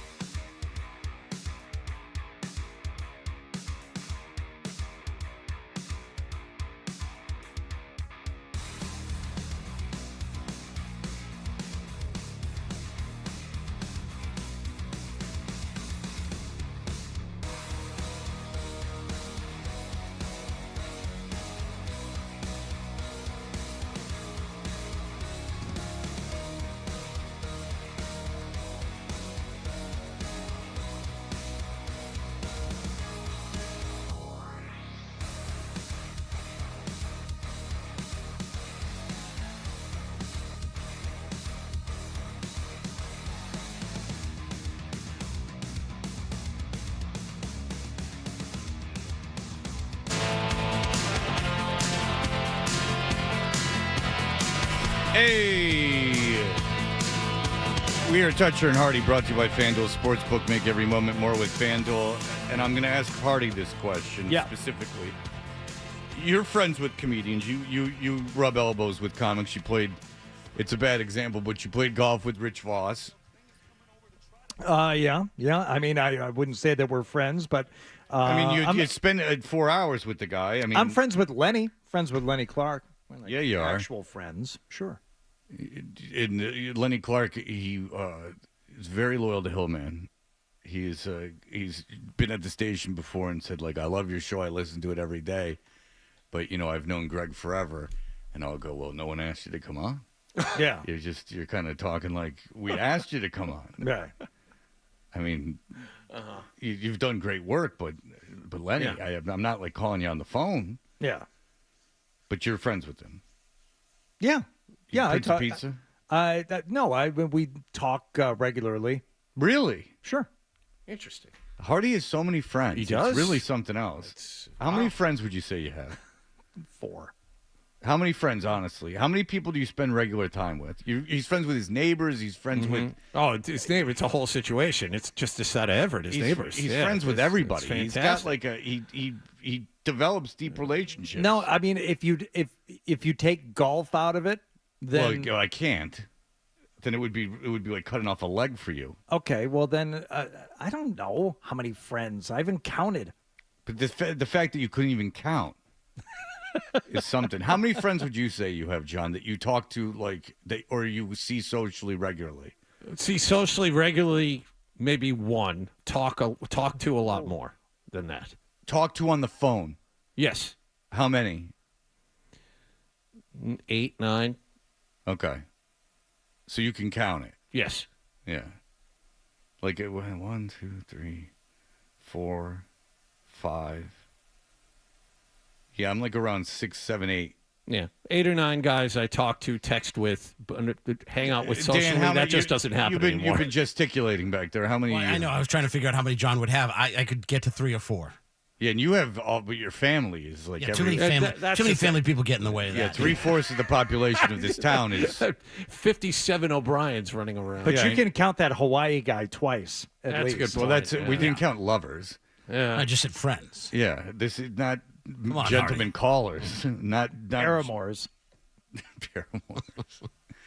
Yeah, if you don't know, Dan has all these all expenses paid trips to Hawaii that he goes on. Yeah, a lot of people know because I get that a lot. Yeah. Because from a man that he's friends with pays him to go to Hawaii with Not him. just that, he'll pay for Dan to spend like 5 days alone and then join him. Well, he likes Danny Tan. Yeah. He likes Danny and Dan has a tan, yes. He likes Dan. He came back with a savage tan. Oh, he's like a local yokel. A bronze Adonis. I mean, I'm getting a little bit of blood flow down there just thinking about it. But I will tell you this. Comedians, so I'm going to ask you this. Mm-hmm. What when comedians are watching other comedians, I'm going to help you out with this a little bit because I want to actually see if we have the same answer. Okay. Obviously, every comedian is bombed. Mm-hmm. Every comedian, even like Seinfeld and Rock and Chris Rock and stuff, I call him Rock like I know him. Like Chris Rock and stuff will try material now, like tonight. Like if you went to the Comedy Cellar, you might see Chris Rock working on something that doesn't work. Right. So you know people aren't gonna laugh. What is the thing that comedians don't like the most that other comedians do? That is the sign of a hack comic, not stealing jokes, but with their own material. When the audience reacts in what way? What comedians don't like about other comedians? Yeah, if the audience is doing this with the comedian, they think that it's like the lowest form of entertainment, the lowest form of stand-up. It's not crowd work. No. Because you can do good crowd work. They all like Don Rickles. I say Rickles. I talk like I know these guys. Don Rickles. It's not attacking the audience. No, I mean, they love Larry David, and that's all Larry David did. I don't know. I feel like you want a specific answer. I don't know what it is. You just tell me. All right. I'll play you this clip, the cold open from Saturday Night Live, and listen to what the audience does. Okay. And this tells you what and I know a lot of them. I'm friends with at least a half of one. What every comedian hates, and I hate it too, when the audience does this. Go ahead. March Madness post-game coverage.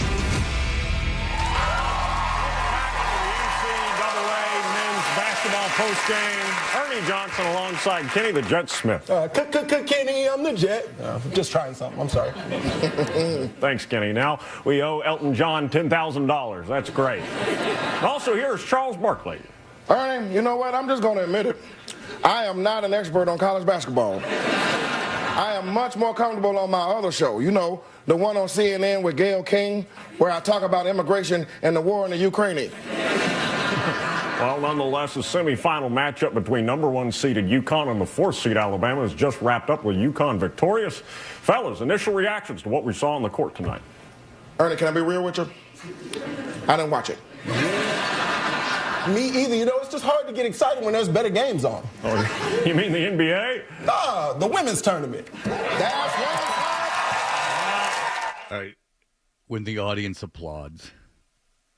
First of all, they whiffed on about 10 of those jokes, but when the audience applauds, good for you. They agree with you. Oh. Yay. If you ever sit down with a comic, when the audience applauds. Not because they're applauding because their laughter isn't enough. They're applauding some social statement that you've made. They're agreeing with you. Yeah. Way to go, buddy. You know, so you know what we're going to do in this sketch? We're going to tell them that they're not interested at all in the men's game because you know what? These ladies are doing it for themselves. And they're going to clap. Yeah. Boo. It is really cringy. It's just the worst. We're going to throw, and it's the cold open too. Because like when they do skits that miss, like sometimes it's funnier because they're the skits that are like just so they're like the 1250 sketches that like are just so bizarre. Yeah. That they and sometimes you got to appreciate that they're like trying to make something work. No. You're just pleasing the audience. You're just saying stuff to have them applaud. Oof. I heard that and I'm like, no way, Jose. There are times that when that cold open has been so cringy that I don't even know how it got past the idea room, much less the rehearsal, much less to air. Do you remember Kate McKinnon? Yes. It was great when she played a non-ironic version of Hallelujah. After Trump won the election. Yes. And played the whole thing in all sincerity on a comedy show, and they couldn't even get it together to make something funny, and that they just played like this thing like we were all in the, you know, that more than half the country, or well, I guess that's not true, but enough for the electoral vote to happen. Trump won, and you're doing this thing. Yes, it was not funny. It was terrible. No, it wasn't supposed to be funny. That one they didn't even try. And it was a jumping the shark moment for the show in a lot of ways. Because, I mean, if anything, they should have been thrilled Trump won because endless amounts of material moving forward. And everyone and their brother can do a Trump impression, but yet they had Alec Baldwin come on and do a bad one. They couldn't just use someone from their huge cast. How many people are on that cast now, including bit players? 20? 20 probably, and the best was when we had David Spade on. He gave the best explanation. He's like, when I was on, there was only like 7 people, but now you can't do that because you can't play minorities. Like David Spade couldn't be like an Asian guy like in a sketch anymore. He's like, you have to have everyone represented, like because which is fine. But the thing is if there's 2 problems with that. Is one, you're not going to have stars, which they don't have right now, and 2, you're going to. If you're going to do that, you don't jam the show with like John Hamm and stuff. Like the show with Kristen Wiig, John Hamm's on it, and the guy from Clueless is on it, and the Ant-Man fella. They're like all Paul Rudd. Who knows Paul Rudd's name? But Paul Rudd, who is fine, but they just jam these stars into everything, and it's like you got a bullpen with 20 guys in it. Like go to the bullpen. Let one of the. I mean, you hired them. But yeah, I only saw one bit of Saturday Night Live this week when the rest of the family was watching it, and I walked in, and it was during a sketch that looked pretty funny with Kristen Wiig, but then Will Forte showed up in it. Yeah. I'm like, He's not on a cast. No. They brought in another. He's like, friends because they're friends. Well, yeah, okay, great. But, they're friends, but to your point, you've got this huge cast, and instead of utilizing the cast, you bring in guest after guest after guest. It seems like on a weekly basis now, which makes it that much harder to get on the actual show that you're supposed to freaking be on. It's a vicious cycle because the less you use your bit players, the least likely you're going to have recognizable people, and the least likely you have recognizable people, the more you have to rely on stars. There's no way to make your show popular just for its cast if you keep bringing people in. So, by the way, the whole point of this is that is that now that women's college basketball, just referencing it, gets you an applause break. It's now that's not good for anybody. That's not good. It took everything good about it and made it not fun anymore. So, and that is. I know I'm not alone in that. Congratulations. Congratulations. Now it's become like the uncoolest thing in the history of the world. You're getting applause breaks just mentioning it. Like it's like... which, by the way, is not placating or patronizing at all to the women's college basketball players. It's completely patronizing and placating, and it just ruins everything. All the goodwill you brought is now gone because now it's just an excuse to get applause. All right, we'll be back. Jay Stu is very, very, very excited about this next segment. Toucher and Hardy, 98.5 The Sports Hub.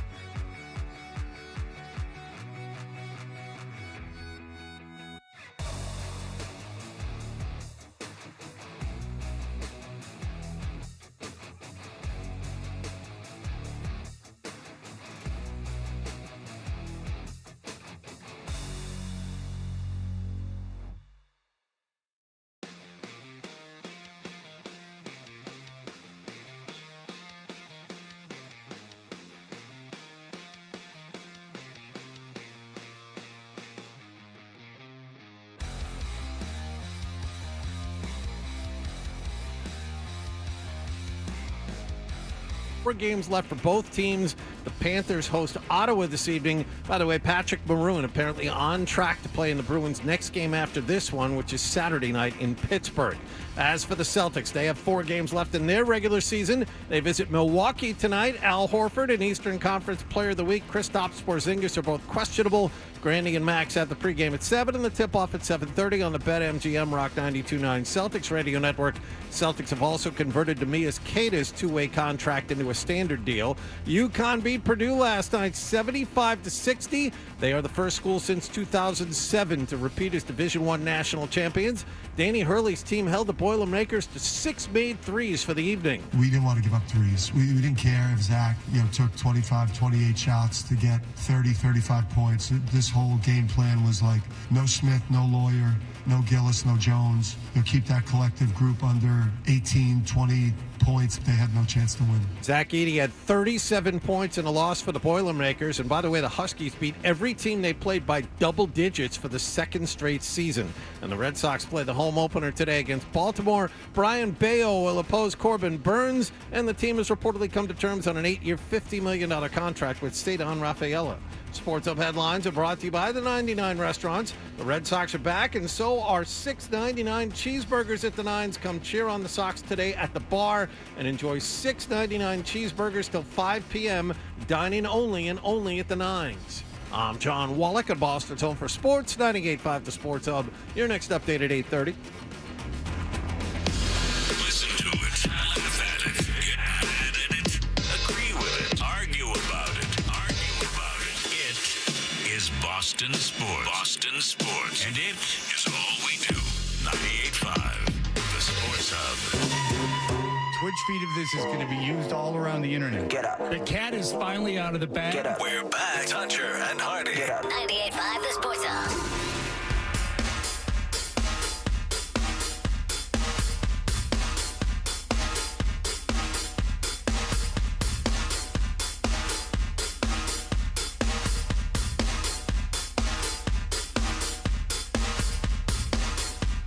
Hey, we're Toucher and Hardy. This hour of our show is brought to you by FanDuel Sportsbook. Make every moment more with FanDuel.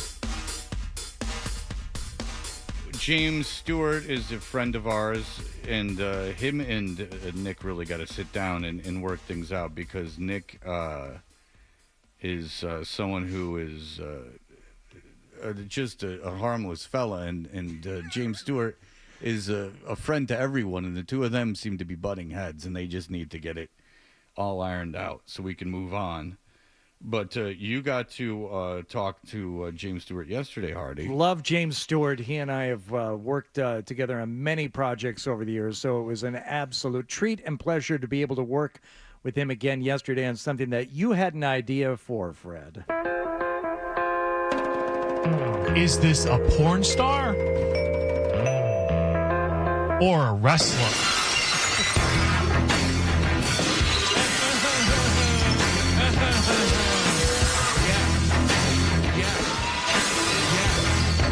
Oh, Jay Stu came to play. We were talking yesterday about Buster Brown. we were playing his recap of WrestleMania, which I was emailed that he did again on Felger and Maz. So congratulations to Felger and Maz for giving him the platform. Rave reviews, apparently. Rave reviews. Oh, Rey Mysterio. Ray reviews. A-. Rey Mysterio, he was ultra mysterious. Where's he going? That's reverse chokehold. Check. All right, so how will this game be played? I will give you a name, and you two will have to decide whether it is the name of an adult film star or a wrestler. Okay. Okay? Yep. So Yeah. this will test your knowledge of both areas. And I just- wanted one of us to be an expert, someone on the staff of this show to be an expert in pornography, so we could do a listener contest. But no one is claiming. No one is staking their claim. I have a feeling, if anyone, it would be Nicholas. Well, Wallach has known the names of adult film stars over the years, just as a fan of the program. Sure. I heard you chime in quite eloquently Sure. on different different stars. But by no means an expert. No, Okay. he's of the golden era where there was the stars were few and far between, and they were really stars. Yes. Well, the first name I'm going to give to you, gentlemen, is the name Summer Rae. Is this the name of an adult film star or a wrestler? Is it Ray like R-A-E? Like the woman Ray Seahorn? From your contest? R-A-E. I'm going wrestler. What's the name? Summer Rae. R-A-E. I'm going to say wrestler, too. That sounds a little family friendly. Yeah. Well done, sicko. That's right. You knew it wasn't an adult film star. Now, I don't know anything about Summer Rae, so for that, we have Jay Stu to tell us who Summer Rae is. Summer Rae, born in New York, she was voted in 2013 as having the worst wrestling match of the year, according to the Wrestling Observer. She also played with the Chicago Bliss of the Lingerie Football League. She was the quarterback and team captain. So that was all off the top of his head. There's no reading material. Let me tell you something. He turned these around so quickly. There is no way he had a time to look at any of these up. So. Yeah, it was according to the Wrestling Observer, which is the paper of record. Some people go to the Wrestling Gazette, but that's a bunch of hacks. I line my birdcage with that fluff. That's nonsense. Summer Rae. More like Death Ray. Let's try this one. More like Ray Dong Chong. Could be a man, could be a woman. Nikki Benz. B-E-N-Z. Nikki Benz is a porn star. Okay. I'll go porn Nikki star. Benz is an attractive porn star. Okay. Nothing wrong with Nikki Benz. I believe she's dated. Sicko. I believe she's dated some famous people. She might have been one of Charlie Sheen's ladies. Go ahead. Nikki Benz from Ukraine. Oh, no recap from Jay Stu on this one? No. I don't touch that stuff, Jack. No. No, I keep it fam-friendly. All right. And gory. Originally from the Ukraine, but Canadian, and actually worked as an exotic dancer prior to getting into adult Well, you got to films. feature. That's how you make your money. Wow. I mean, you don't make your money making the videos. You make your money feature dancing, just as Sog is his own adult film star. What the hell is Tyler Faith. Tyler Faith. I almost you. said Taylor, but that's wrong. Yeah. Tyler Faith. She's a big Trump girl. Oh. Tyler Faith. She wears Trump bikinis. Oh. How about this one, gentlemen? Balls Mahoney. Is that the name of a wrestler or an adult film That's star? got to be an Attitude Era wrestler. I'm going wrestler in this. That's right, pervert. All right. Even when you Very get the wrestler judgmental. right, he's very... Yeah, I know. He's so judgmental. I mean, we've gotten everything right so far. Go ahead. What does he have to say about Balls McGee? Balls Mahoney. He once played Santa Claus in WWE and was billed from the South Pole. Balls Mahoney was also billed as being from Nutley, New Jersey. Sexton Hardcat. Oh, no, that's... Pregnant pause. Oh, sorry. Pregnant pause. Accidentally ran into the next one there. I guess we won't be... Do you want to guess Sexton Hardcastle here? Well, just since we already know. Let's go wrestler. You want to go wrestler on that one? Well, hang on a second. This is interesting because he knew so much that he could just go from person to person. Oh, yeah. There was no stopping Yeah, him. like he knew that he was once a Santa Claus. Kayfabe. So he always had presents. He always had a tricycle to give you. I'm gonna that and Monopoly.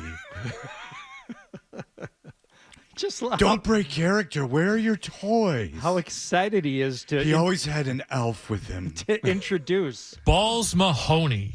Balls Mahoney. There indeed. he is. He was from Nutville, Testicle Land, and he was from the South Pole. Now this one could trip you guys up. Tommy Gunn.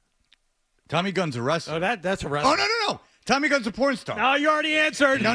Tommy Gunn's a porn star. I know who Tommy Gunn is. Who's Tommy Gunn? Tommy Gunn is a porn star. Okay. Too late. I have to take the first answer. Incorrect, Felix. You just lost one of your 9 lives. That's a myth, you know. They only have one life like anything else. And believe me, I've experimented. Okay. Journal of Medicine. First broken neck, dead. Okay, now I let the blood run out of this one, dead. Any way you slice it, literally, they die. Yeah, Tommy Gunn is a porn star. But Billy Gunn... that is correct. And I was thinking Billy Gunn originally, so that's actually a tough one. A bold choice, taking the name from Rocky V, which was the name of Tommy the Gun Morrison's character. Tommy the Machine Gun. What year did that come out? Because Rocky I don't know. V, I don't think Tommy Gunn is a young man. I'm going to say 89. That's just a guess. They might run concurrently because Tommy Gunn is by no means so original that you would have stolen 1990 Rocky V. Real close. I don't know. I can't picture Tommy Gunn in my mind's eye. I just know the name. Oh, really? Yeah, I can't picture him in my mind's eye. Well, whatever you do, don't watch Rocky V. Stallone himself said it sucked. It's seriously, it's I'm unwatchable. a big Tommy Morrison fan, so it's unwatchable. All right. Here's one. Hugh G. Rection. Hugh G. Rection. We're going porn star. Is that on the this name of one. a porn star or a wrestler? That's say too porn star. obvious for a porn star. I say porn star. I think that's Attitude Era WWE. Fred Toucher. Well done, sicko. You knew that was too obvious, and it is, in fact, a wrestler. Jay Stu, do you have anything at all on Hugh G. Rection? General E. Rection also wrestled under the names Captain Hugh G. Rection, General Hugh G. Erection, Crash the Terminator, Hugh Morris, and the Laughing Man. Ha ha ha ha ha.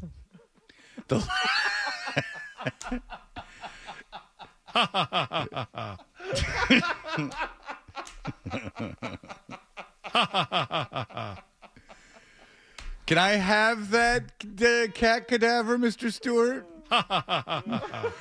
James, will you be sitting with the crowd at WrestleMania? Will you not be ringside at the AWE event? Yeah, all right. Or AEW, I should say. I'm dyslexic. How about this one? Alexis, Texas. Is that the name? Oh, that's a porn star for days. That not only is that a porn star, that's my girl right there. Alexis, Texas? I think we've talked about Alexis. Oh, yeah. No, she's got a sizable derriere. This one's mine. Is that the one Joe Murray had on the air? No. This Alexis, Texas is this like is a someone highly paid, mainstream, like vivid quality porn Bow star. chicka wow wow, chicka wow wow, bow chicka wow wow. Did you tell him to do that, or did he just do that? He just did it. The last porn I saw was in 1977. Bow chicka wow wow, chicka wow wow, bow chicka wow wow. That's like the Junkyard Dog, baby. Yeah. Alexis, Texas, not from Texas, born in Panama. She's also a Gemini, and she's got a birthday coming up, May 25th. How old a woman? She was born in 1985, so she'll be turning 39. Does that sound right? I'm trying to look up Alexis, Texas, to what she looks like. Yeah. No, I know Alexis, Texas.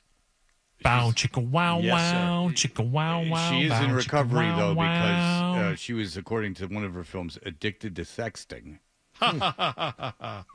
James. All right, go ahead. What else? All right, you tell me. Finally, Zack Ryder. Is that the name of a porn star or a wrestler? I'm going wrestler on this one. I've never seen Alexis, Texas in my life, but you're right, John. She does have a very large bottom. She's not a tall one. Bow chicka wow wow, chicka wow wow, bow chicka wow wow. Some would say her butt's too big, but not John. No. That would be a butt to be smothered by, in your opinion. Yes. But Zack Ryder is a wrestler, I'm saying. It better be a wrestler because I want to hear Jay talk about it. That's right. That's right, you pervert. All right, what do you got? On Zack Ryder? Yeah. Zack Ryder. Woo, woo, woo. You know it as the king of the death match and the king of the indies. I don't know. He DIY. He's king of the indies. He's the Husker Du of the Attitude Era. He's the king of the indies. Yep. He's the Robert Crumb. Ha ha ha. Ha ha ha. Well, congratulations, guys. I think you did pretty well Yeah, if you would have let me change my answer, I would have been perfect, I think. You want okay? You want to solidify it once and for all. Get this one right, and I will. It's going to be an adult film. I star. will automatically declare you the winner. Velvet Sky. I don't know, but I'm going because you don't have any James audio. I'm going to go that it's an adult film star by powers of deduction. Whoa. Incorrect. You just lost one of your 9 lives. Velvet Sky. She's billed from the Big Apple. She made her pro wrestling debut in 2003, and she retired in 2016. She has more? She is a former 2-time TNA Women's Knockout Champion. And Velvet Sky is not to be And Velvet Sky is... he screwed up there. Just let him finish. Not to be confused with Io Sky, Sky Bree, Sky Blue, or any other skies in the universe. Or velvets in the universe. So there you go. You got that one wrong, Fred. You end up losing the game after all. Very disappointing. Incorrect, Felix. You just lost one of your 9 lives. I just like how it's all off the top of his head. He knows so much about wrestling. He might have a photographic memory. And maybe. Just for wrestling. Bow, chicka, wow, wow, chicka, wow. Congratulations to you both. I think you did okay, but Fred, you should have quit while you were ahead. Yeah, I figured that if you had one in your arsenal, you would have blown it off by now. Well, that's again, I got to trip you guys up. Yeah, you know, like I did yesterday, did it again today. It's very exciting. Is this a porn star or a wrestler? I dominate this game.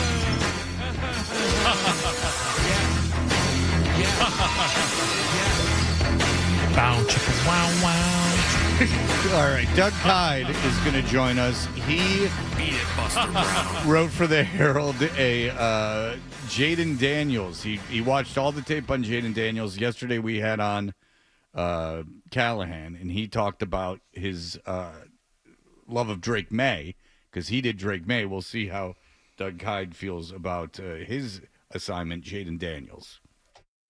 Stay tuned for more Toucher and Hardy on the Sports Hub.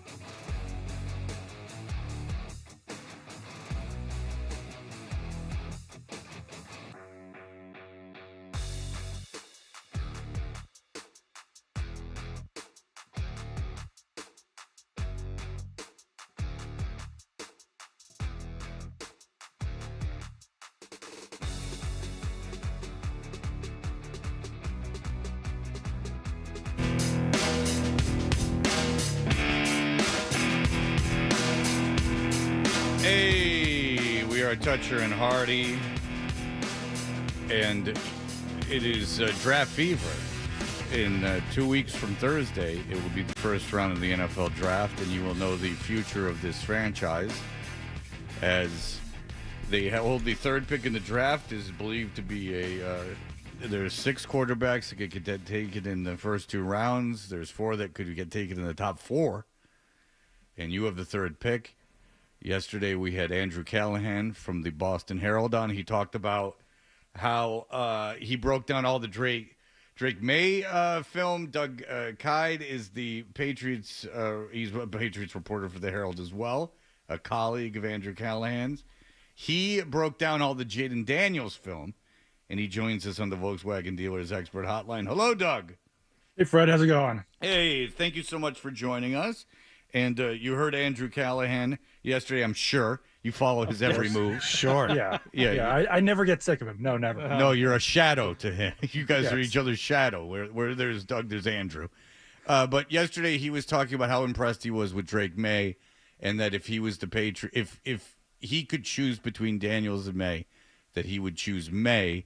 You had the task of breaking down Jaden Daniels. What were your thoughts coming away from that? Very good quarterback, lots of upside. You love his athleticism.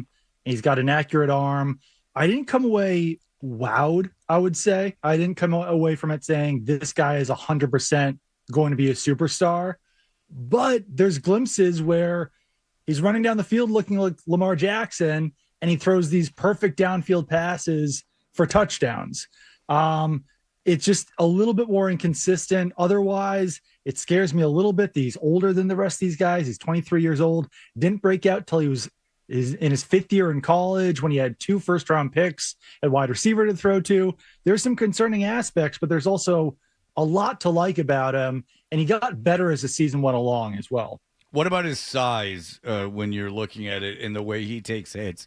A big concern from people you hear is, the injury risk. What did you see? I absolutely agree with it. I mean, he's listed at 6'4", 210 pounds, and that might be generous.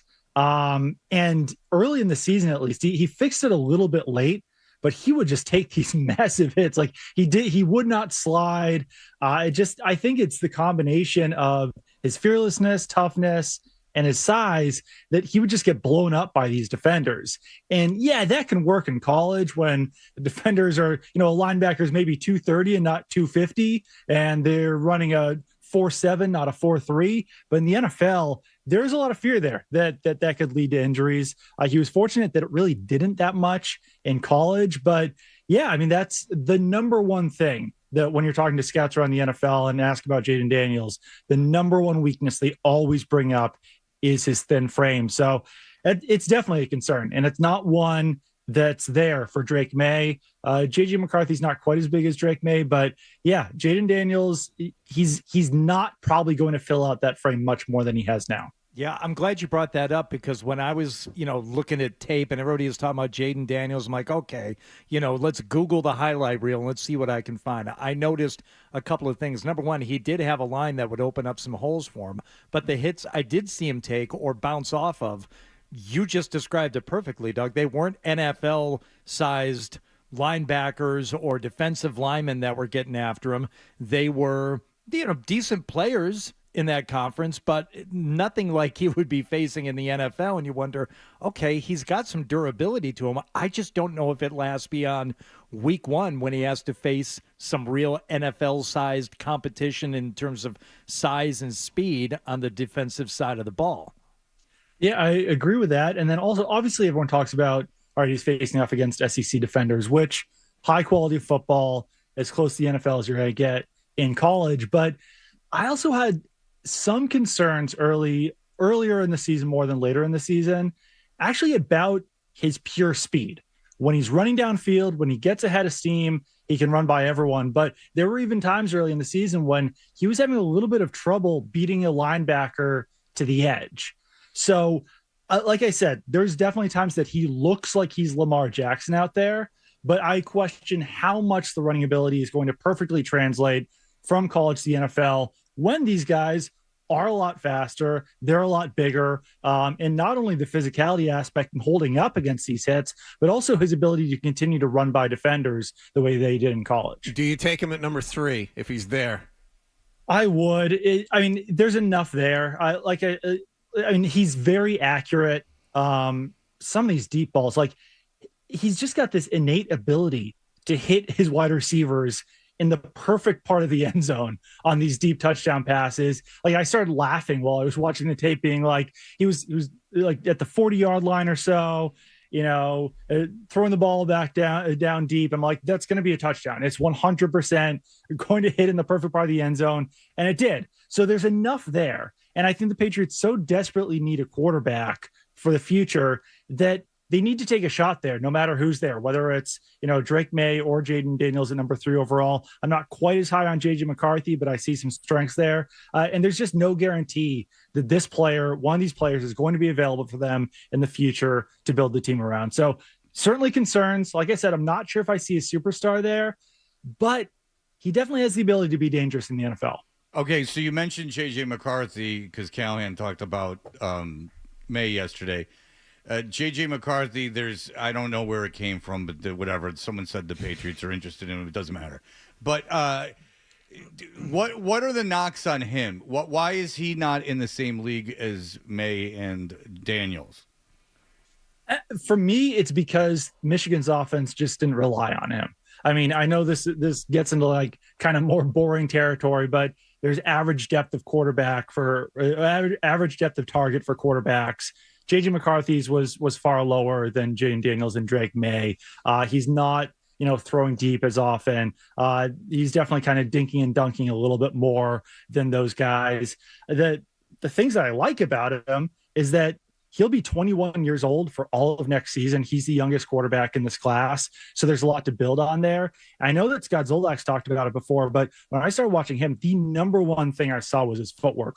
He keeps his feet planted in place, ready to throw at any point in the pocket, which is something that I think is difficult to teach once a quarterback gets to the NFL. So him already having that in place is definitely a strength, but there's much more to build up and to see from JJ McCarthy that you just didn't see from him quite as much as from Drake May and Jaden Daniels in college. The interesting thing about McCarthy is that he played for, a power program with a power coach and played. So there's two ways you could look at it, because I could say, he dinked and dunked in the Penn State game.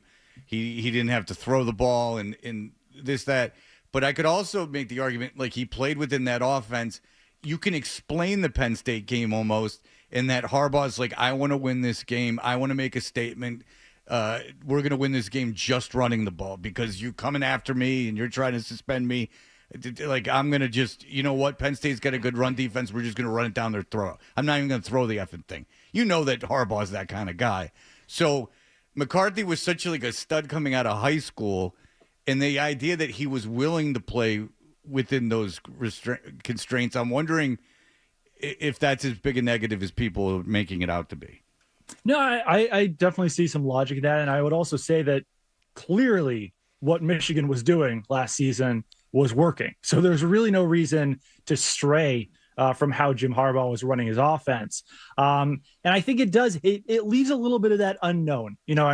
Since we didn't see it all in college, that maybe he would bloom and be an even better and more dominant player in the NFL. I think he's really athletic. I think he's got a good arm. And like I said, that footwork is really appealing.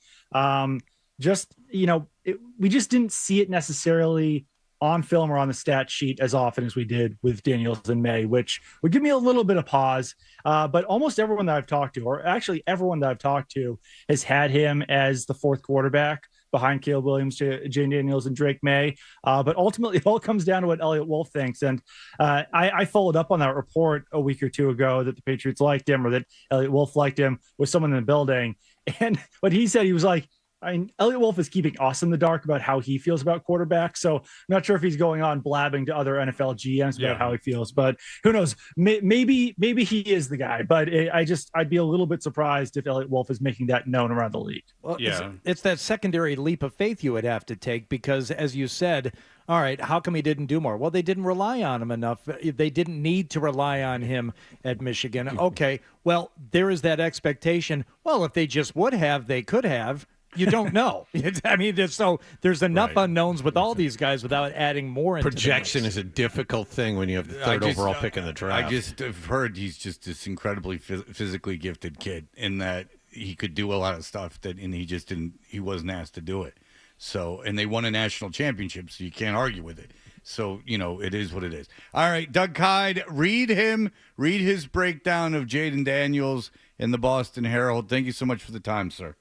Absolutely. Anytime, Fred. Thanks, Hardy. Thanks, John. We appreciate it. There you go. I bet you anything he goes for it. I bet you there's quarterbacks go 1, 2, 3, 4 in this draft. Someone's going to trade up with Arizona. Arizona's sticking with Kyler Murray for better or for worse, so they're trading out of that spot. Last mock I saw, Rich Cimini says that the Giants are going to trade up to 4. I bet you anything the Giants trade up to 4 because you won't have to give up a ton, and I bet you they trade up to 4.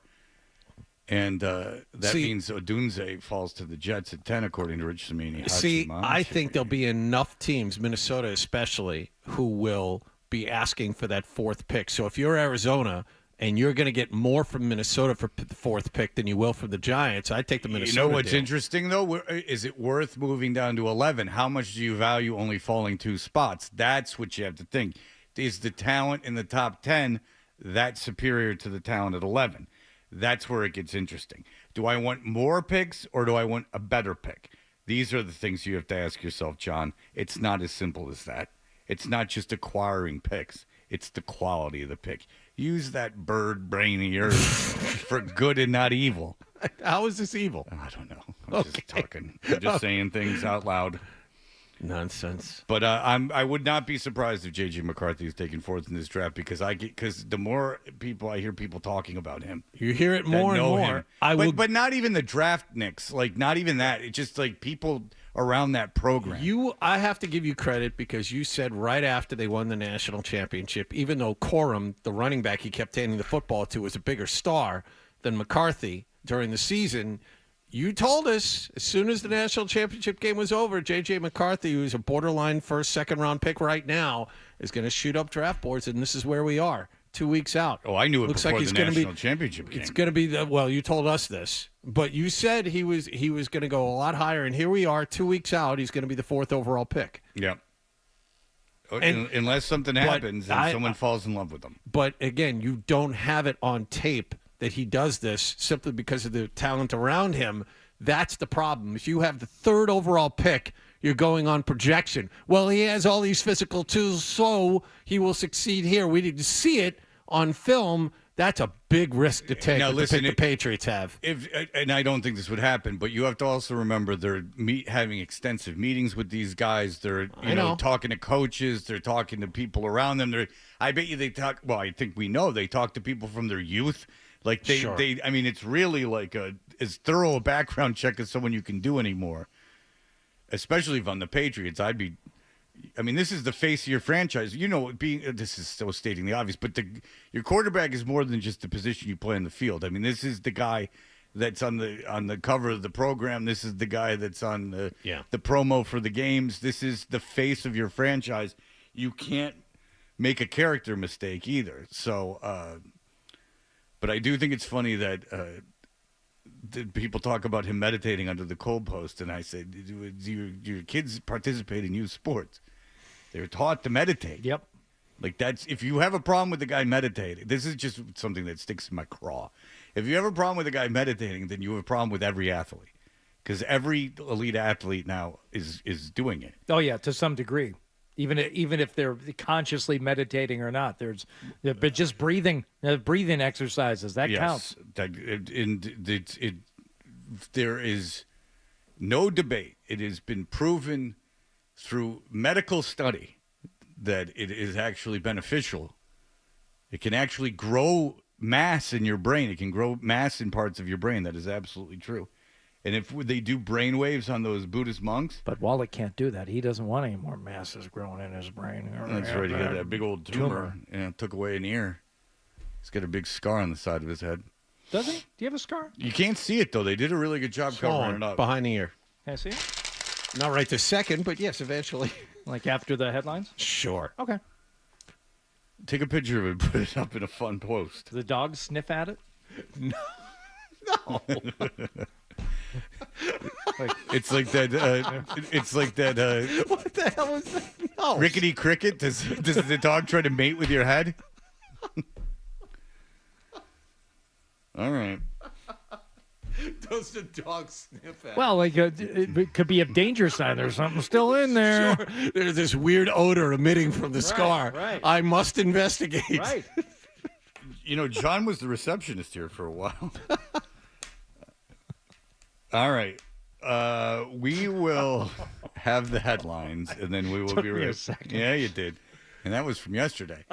Well, you got to get quicker on the draw, baby. All right, here we go. Here are the headlines.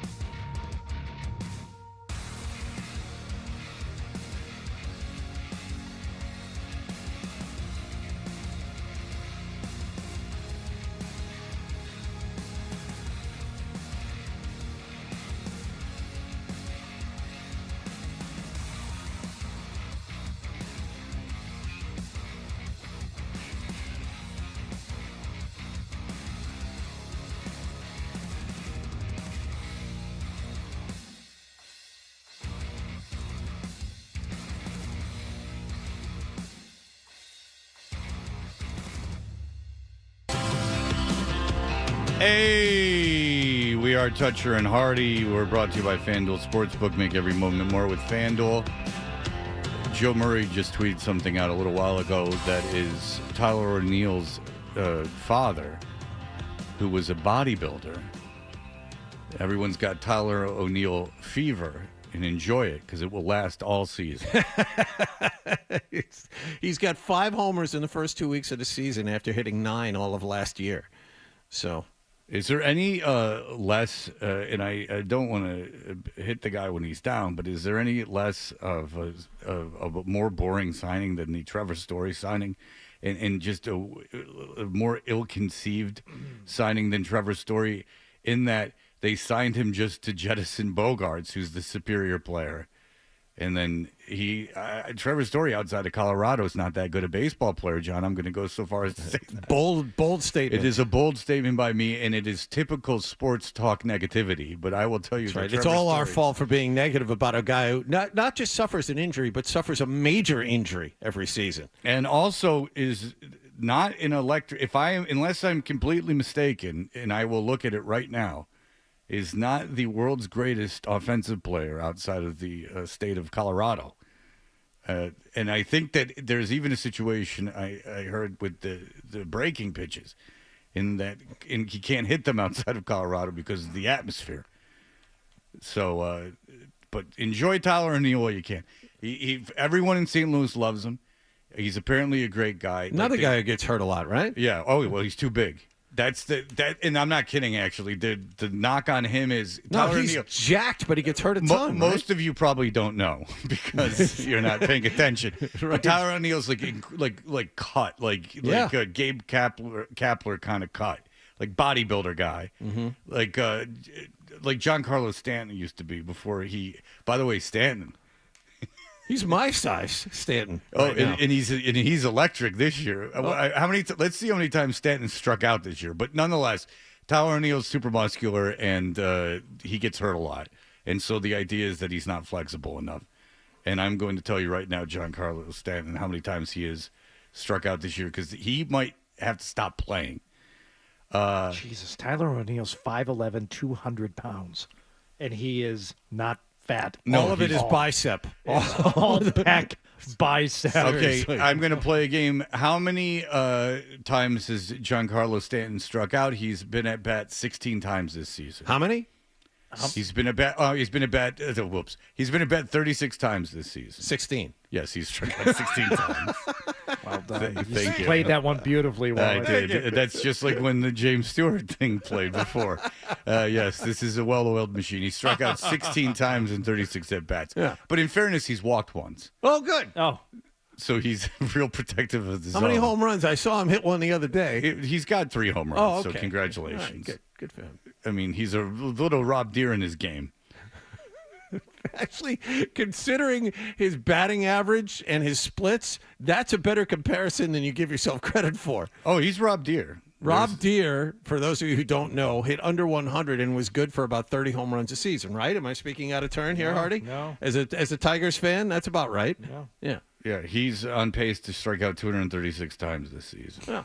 But at least he lost all that weight and muscle mass. Good for him. Yeah. Not good. How much are they paying him? $40 million? Like that? Well, he had a .2 WAR last year, so he's got, and he played 101 games. That whole movement in baseball is not going away. What are you trying to do to the plate? Hit a home run or strike out. Either one are acceptable. That's all I'm trying to do. Homer or strike out. Mm-hmm. That's all I want. But there's all these young players that are very athletic that are in the league now. Like these fast guys. Like there's a little bit of a renaissance with speed in the game. Yep. Which makes the game 1,000 times more enjoyable. The Red Sox actually have a guy like that. They do. That right at the top of the order. That kid Duran is that guy. You know, I think he had 3 stolen bases in a game out in Oakland. I mean, he's that prototypical leadoff hitter we used to see when we were kids. That makes the game infinitely more enjoyable. But I am a little biased because that's when I started to like baseball, was watching the whitey ball teams, which every time someone got on, they were going. Yeah. And it was just freaking pitchers out. Willie McGee MVP. That's 1985 MVP Willie McGee, who. By the way, another guy who wound up with the Red Sox at the end of his career. Oh. Him and Jack Clark from those 80s teams. Ricky Henderson was here at the end. Once all the speed is gone. No, seriously, that's when the Red Sox would bring them in after they were finished as players. We had them all. We had Brett Saberhagen at the end of his career. Saberhagen just beating in the bullpen. Was that him? No, that was David Cohn. Who was the guy that was with the we Mets? might have had Cohn too, by the way. We had John Smoltz at the end of his career. You had David Wells at the end of his career. David Wells after he was done with the Yankees. It's like the Jets with Ronnie Lott and the Red Sox had them all come through Tomlinson. Here. Andre Dawson. I mean, we had everybody at the end. Andre Dawson was here at the end of his career. Hawk? The Hawk, actually, his knee was so bad, he stepped up to the plate one day, had to move the cartilage in his knee back in place. He stepped out of the box, did that, and struck out. It was great. The best Willie McGee thing was when Harold Cosell just goes, he looks like E.T.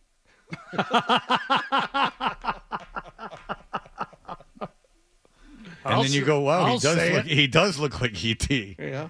Might have been the 82 World Series. He's like, this guy looks like E.T. That's my Howard Cosell impression. Well done. Thank you. That's exactly how he sounded. So Hardy will be there today at the Red Sox opening day. There are still tickets available. Good seats, Well, Hardy? he's in a box. We'd imagine Oh, he's you're in a Comcast box. Okay. All right. Very good. I will Or Xfinity or whatever the hell it's called box. Yeah, I will merely be there as the date of somebody who is hosting clients. It's my job just to, be nice, polite, respectful. Try not to say too much. Oh, by the way, there are people now tweeting me all the players that we got when Otis Nixon at the end of his career were here. John Burkett, all these guys. But Otis Nixon and Oil Can Boyd, by the way, never seen in the same room. temperaments were a little different. The can was a flammable, to say the least. I don't think you're recalling the off-the-field activity of Otis Nixon very well. What am I missing? No, I'm not. I don't remember. Okay, you want to Wikipedia Otis Nixon? Sure, yeah. I had no idea. Yeah. While you do that, just a quick mention. As of midnight last night, there were over 1,000 seats left to the Red Sox home opener. Anyone want to guess, and I don't know the answer to this, when was the last time that happened? It's got to be 25, 30. I mean, it's forever since any tickets were available to the Red Sox home opener. Yeah. Nixon battled a cocaine habit for much of his career. He was arrested on drug charges in 87 while a member of the Indians. He failed a drug test in 91 and was suspended for 60 days, so he missed the 91 World Series. In 2013 in Cherokee County, Georgia, he was stopped and got a crack rock and pipe were found in his vehicle. No memory of any of this. In 2017, Nixon was reported missing by the Woodstock Police Department. He left his house that morning to go on a local golf course for a scheduled tee time, Harvey, but did not arrive. But he was found a mere day later. Yeah. When you're an adult and they're reporting you missing because you've been gone for like a day, that's a sign that things are not going well. So there you go. He left in a golf cart?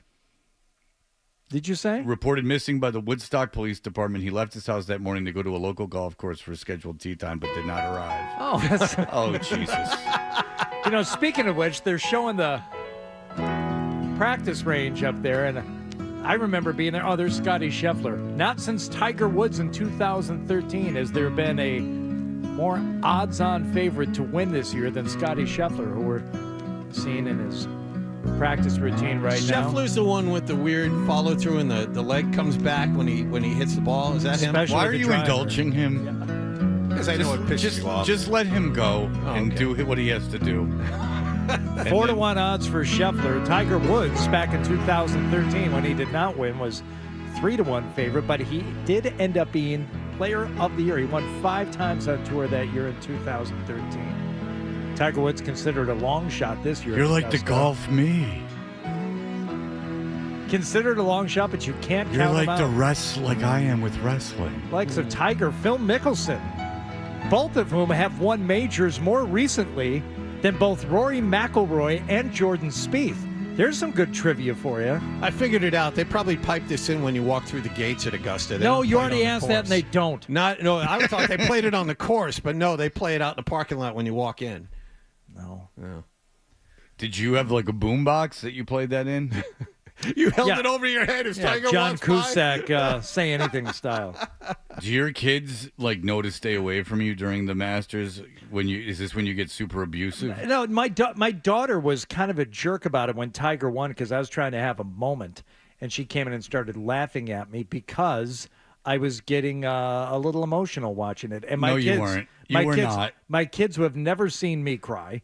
And I'm sure it'll happen at some point when some tragedy, really befalls the family. But had they been with me as I walked in through the gates at Augusta National in 2021, they may have seen me a little misty-eyed. It moved you to tears. Fred, it was a very emotional moment. Finally getting to go somewhere that you had always wanted to go and seeing it revealed before you as one of the rarest things in life, Fred. Something that not only lives up to, but exceeds expectations. It's the Masters. An oasis in Augusta a pile National. of dump, and it's man-made. They've insisted that this is the best golf course in the world, and you've bought into it. Well, You've been essentially brainwashed. You're a lemming. I'm surprised you haven't walked off a cliff. Well, this tournament does insist upon itself. It does. It does. Pew. It's my favorite weekend of the year. Just be happy you're not broadcasting with him Monday. Oh, yeah. That's where I will be. He's happy for more than one reason. Yeah, I won't be at the stupid beginning of the Boston Marathon. Good either. weather, though. Artie and I are very happy about that. Fantastic, Good weather. because that's the problem, is the weather. All right, we'll return. More people enjoying the eclipse. More Toucher and Hardy on the way on the.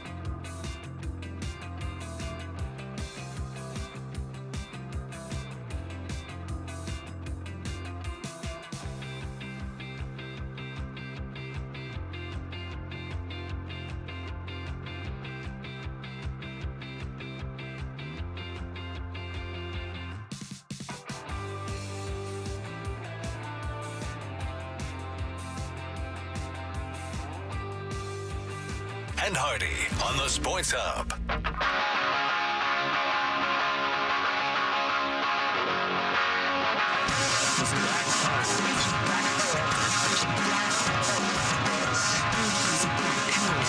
Hey, we are Toucher and Hardy. Jimmy, go ahead. Fred's response to Hardy's obsession with golf reminds me of my response to my dog humping a pillow. Just let him do it. Hopefully he tires himself out sooner than later. Yeah. See you, boys. Thank you. That is a good point. Well, it's funny you should mention that because they say this tournament doesn't really start until the back nine on Sunday. So these guys can't afford to get tired early on. They have to maintain their stamina and their strength, and hopefully, they'll have something left in the tank by the time they make the turn. Get to number 10, the par 4. Followed by, of course, the 11th and then 12th Amen Corner, the par 3, which has seen the demise of many golfers over the years.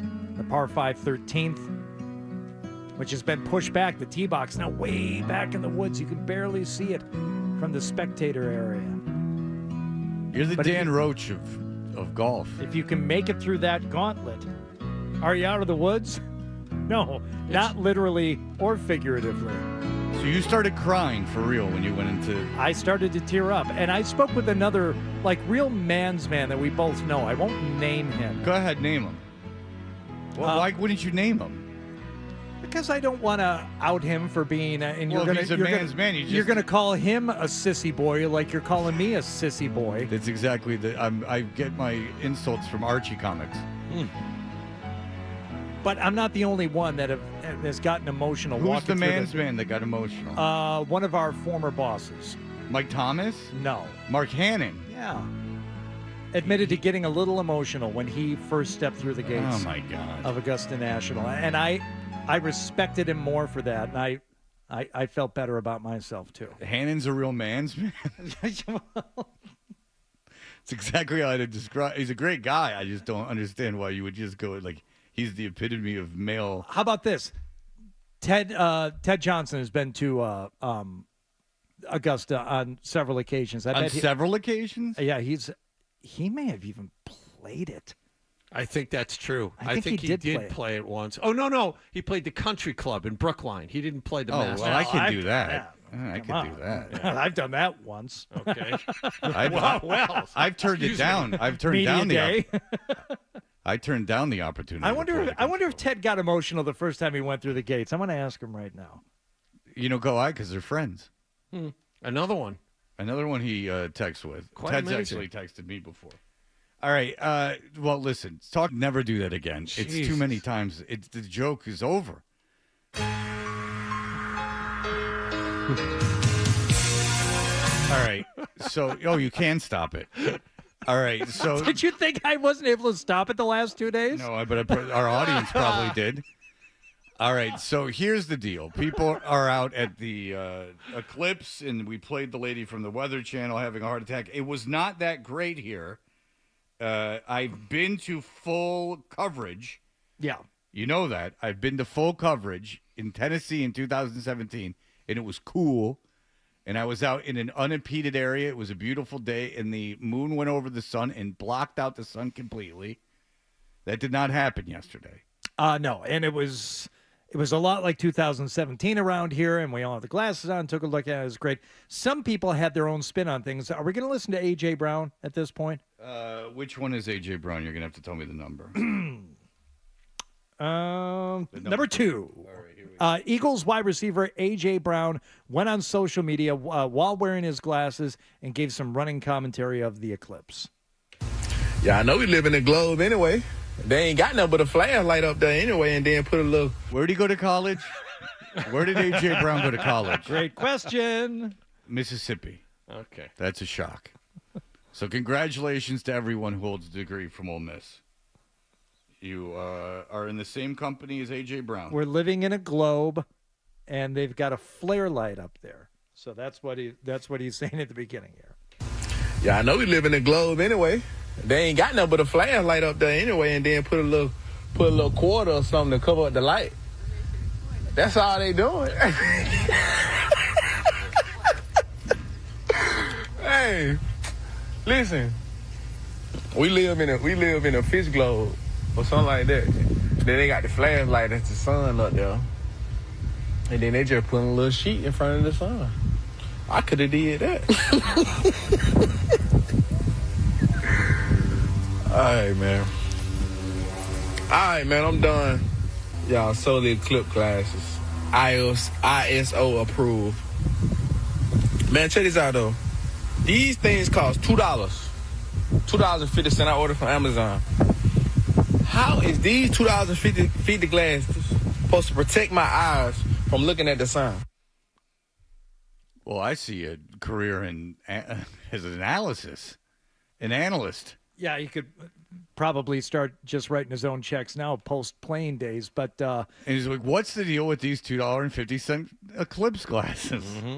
You can barely look at the sun. But that's a man struggling with his own mortality in his own place in the universe right there. Because of the fish globe? We're all living in a fish globe. He's being sarcastic, but he's saying that we could be living in a fishbowl, and in a larger entity is just shining a flashlight at us and having some fun with us, and he's laughing.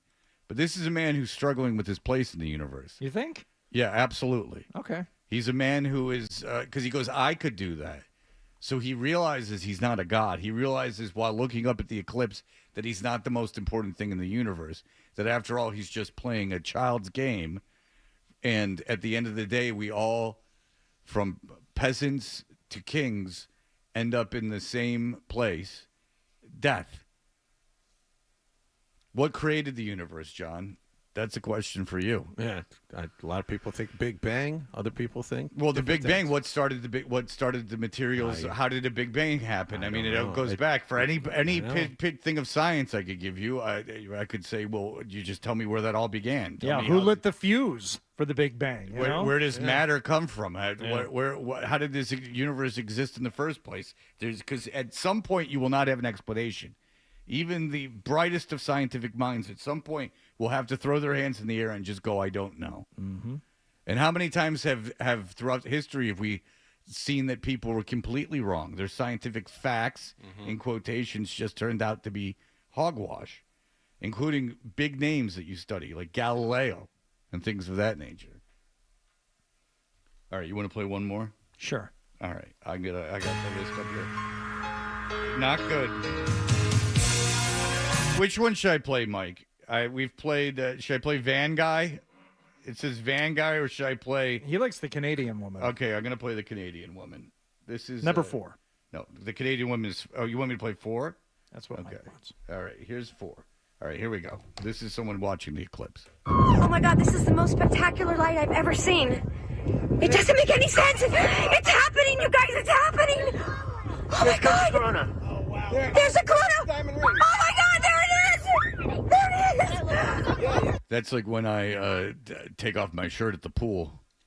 There it is. Yeah, when I go to Woodland and take my shirt off at the pool. There's a corona. Oh my God, there it is. And you're walking over with a couple cool ones in your hands. Oh, he's got a corona. Yeah, that's they see the left nipple, and they're like, there it is.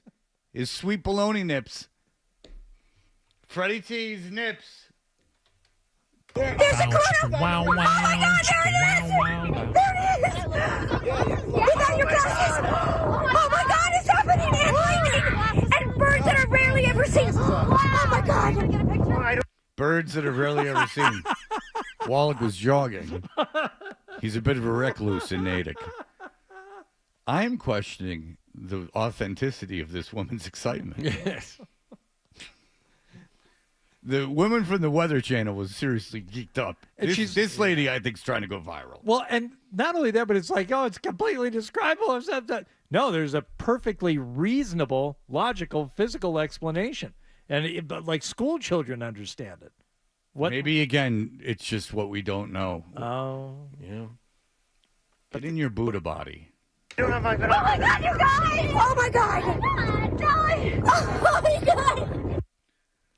I'm telling you, it reminds me of. It really does remind me of the first soak of the season. I wish you all were here. That's like every chick on their cell phone. I wish you were here to see what I'm seeing. Fred's about to. He's walking on the diving board. Oh, lightning from, oh my God. This is the most spectacular, unimagininably perfect, beautiful. Wow. Ridiculous. You are never going to get an acting role, lady, because I sniff your phoniness. Yeah. From here. Oh, James. James, get rid of your murderous rage. All right, when we return, we will delight you with what the people have been saying to us throughout the show in the last 24 hours, including people who saw the thing. You couldn't see it without glasses on. That I'll tell you. There was no discernible difference in the sun to the naked eye. And now I'm convinced I did damage to my eyes because there's been so much talk about it. For some reason, nothing freaks me out more than that. Like, nothing gives me more psychosomatic symptoms than the looking at the sun stuff. Like, when my kids in 2017, when we were looking at it, and we had the full disappearing, I was, like, completely paranoid that they were going to take off the glasses and damage their eyes. I don't know why. I'll let them do a bunch of stuff, but somehow looking at the sun seemed like the most dangerous thing they could possibly ever do. But I think it's only possible in those places where it's, you're in the path of totality, because I'm telling you, there was no looking at the sun yesterday around here without the glasses on. Yeah. You couldn't tell there was anything going on. And it was just a bright sun like any other clear day. And it hurts like the dickens right away. Do you have a headache? I have a psychosomatic headache. Any kind of headache. You don't know that it's psychosomatic. You may have done something. I know what's going on in this brain. I know what's happening. Do you want some psychosomatic Advil? It's just Pez, but if you convinced yourself that you have a headache, you could convince yourself you I don't. would screw up every scientific study. I would convince myself that beet acid was real. Everything that was going on, I would convince myself. Smoking banana peels? Like you didn't try that. Smoking banana peels only with after I listened legal to rolled paper. Dead Milkmen. They had a song about it, so I tried it then, but it didn't work. Well, we rolled we dried out banana peels and put it in the yellow paper that's on the legal pad and lit that. And strangely enough, it didn't burn well. It just lit on fire. All right, we will be back in just a moment. You're listening to Toucher and Hardy on the Sports Hub.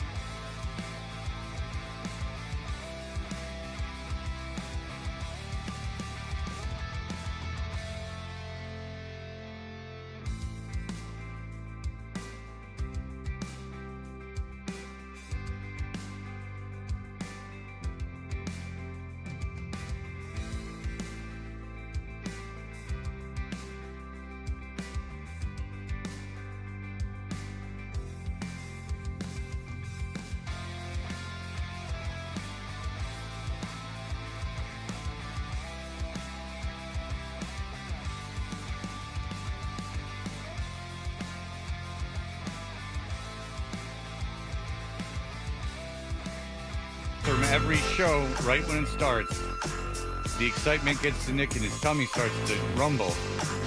And then he runs upstairs as fast as he can go and goes to the bathroom. So when I look for young Nicholas, he's not here. He's upstairs. But better there than in his bed, where he's gone before. Mm-hmm. I was showing Hardy when you hit the search button on my Instagram. There's pictures of like random pictures of Kiss. There's the kid from the Arnold Schwarzenegger movie, Terminator. Mm-hmm. There's Vince Vaughn. There's some hockey guys, and then there's AI MILFs. For some reason, I am. They show they're fake women. When I say fake women, I mean they are the creation of a computer. They do not exist in reality. But they're pictures of older women in like bikinis with six packs and huge boobs, and for some reason, there's nothing to do with your search history at all. I didn't ever thought to go AI MILFs. Okay, like, and if I was, I certainly wouldn't be talking about it. Bow chicka wow wow chicka But wow. I showed wow, Hardy. bow, It's like chicka. the weirdest thing. It's just, and then so now I know why I get him because now I'm like fascinated by it. But like. It's just wait. They're like this lady. That's terrifying. It's terrifying. It's this lady in like overalls. Yeah, but it's that lady doesn't exist. I'm No. from a distance. I can't really see it, digital. Dame Helen is the name. Okay.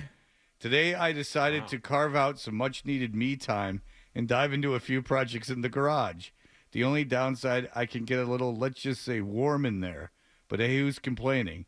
Sure, there won't be any complaints from the peanut gallery, especially when they see the fruits of my labor. A little garage grit never hurt anyone. This is fake, a fake woman. And then there's a bunch of guys commenting on it. You could be my project. Pretty sexy woman. So beautiful, stunning, super sexy.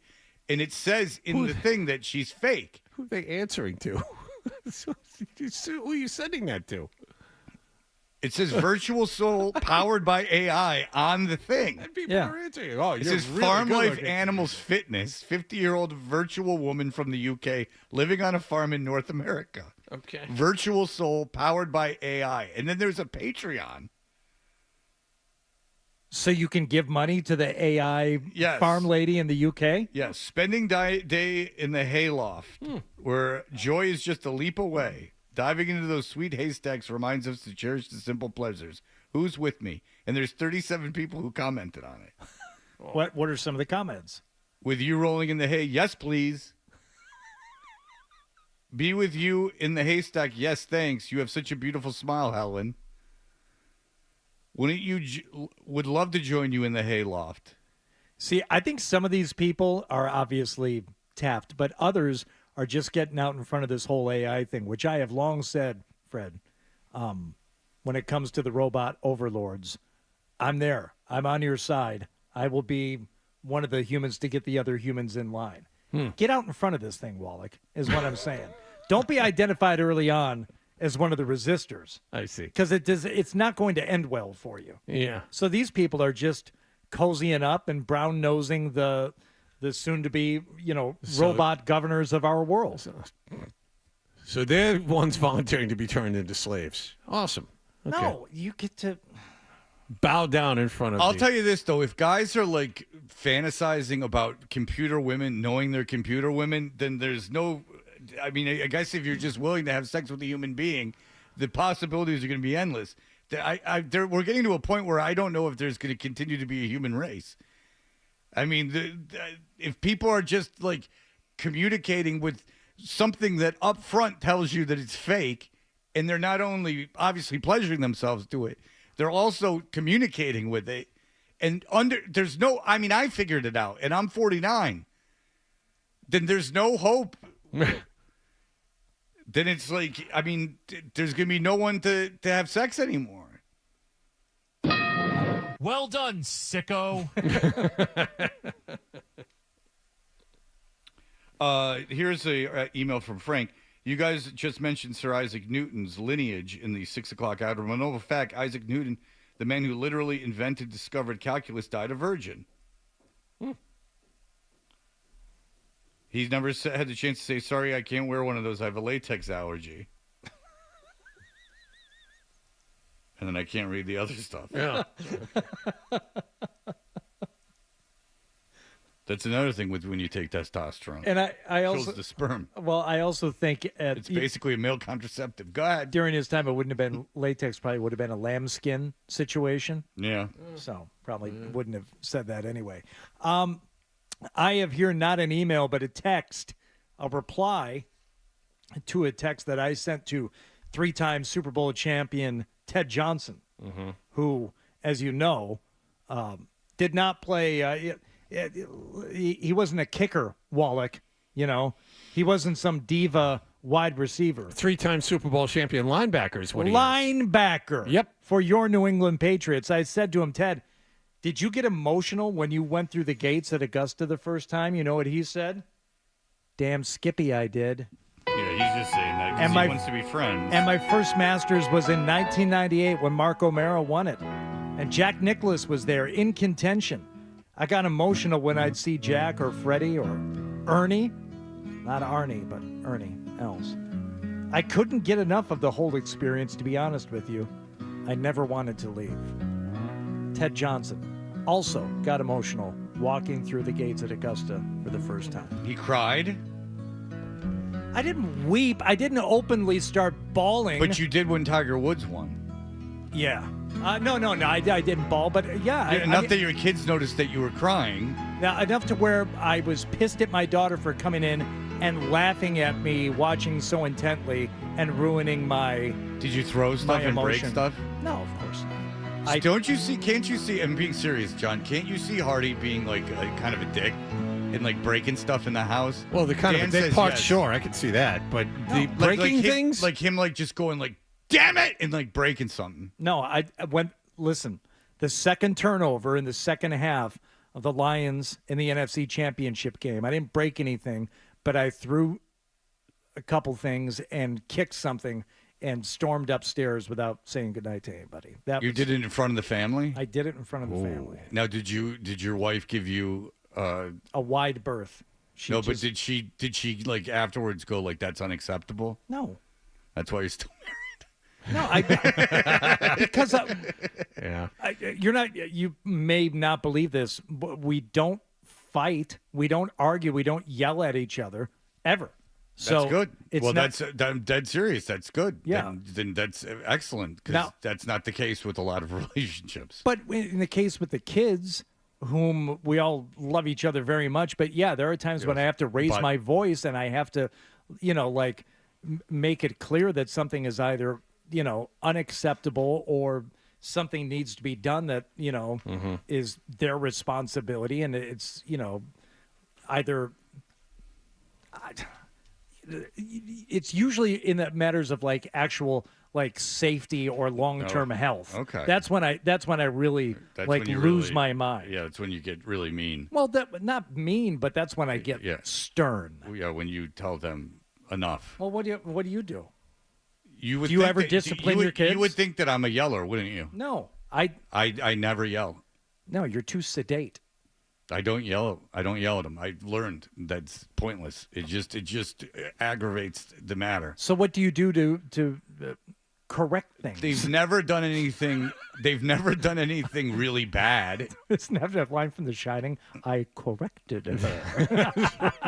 They're pretty well behaved according to all sources. So I've never really had to do anything. But if like, for instance, my daughter's like having a conniption fit about something, which happens fairly often, I just let it ride out. Oh, of course. And then she'll apologize. So I don't, but her mother gets like, you can't say that to me. Like, and then they end up butting heads. Mm-hmm. So I just figure, get it out of your system. And then, but I have patience with them that I don't hold with anyone else. Like, I have no patience. They don't. I get a physical trigger when I get annoyed. Like I feel it in my stomach. Like, and I don't. And for some reason, evolution or what have you, my kids don't elicit that feeling in me. Mm-hmm. Like I told you one time, my son when he was little, we were walking through the airport and he just hit me in the balls on purpose. Yeah. Just turned around. We were walking through the airport and he just turned around and nailed me in the balls. Anyone else, my first reaction would be to hit them in the face, Mm-hmm. which I've done before. A guy at my friend's house poked my butt when I had pants on, and I turned around and hit him. It was just my reaction. Okay. But but for some reason it's genetic or evolution or some chromosome that is in our bodies. When my son hit me in the balls, I did not have any.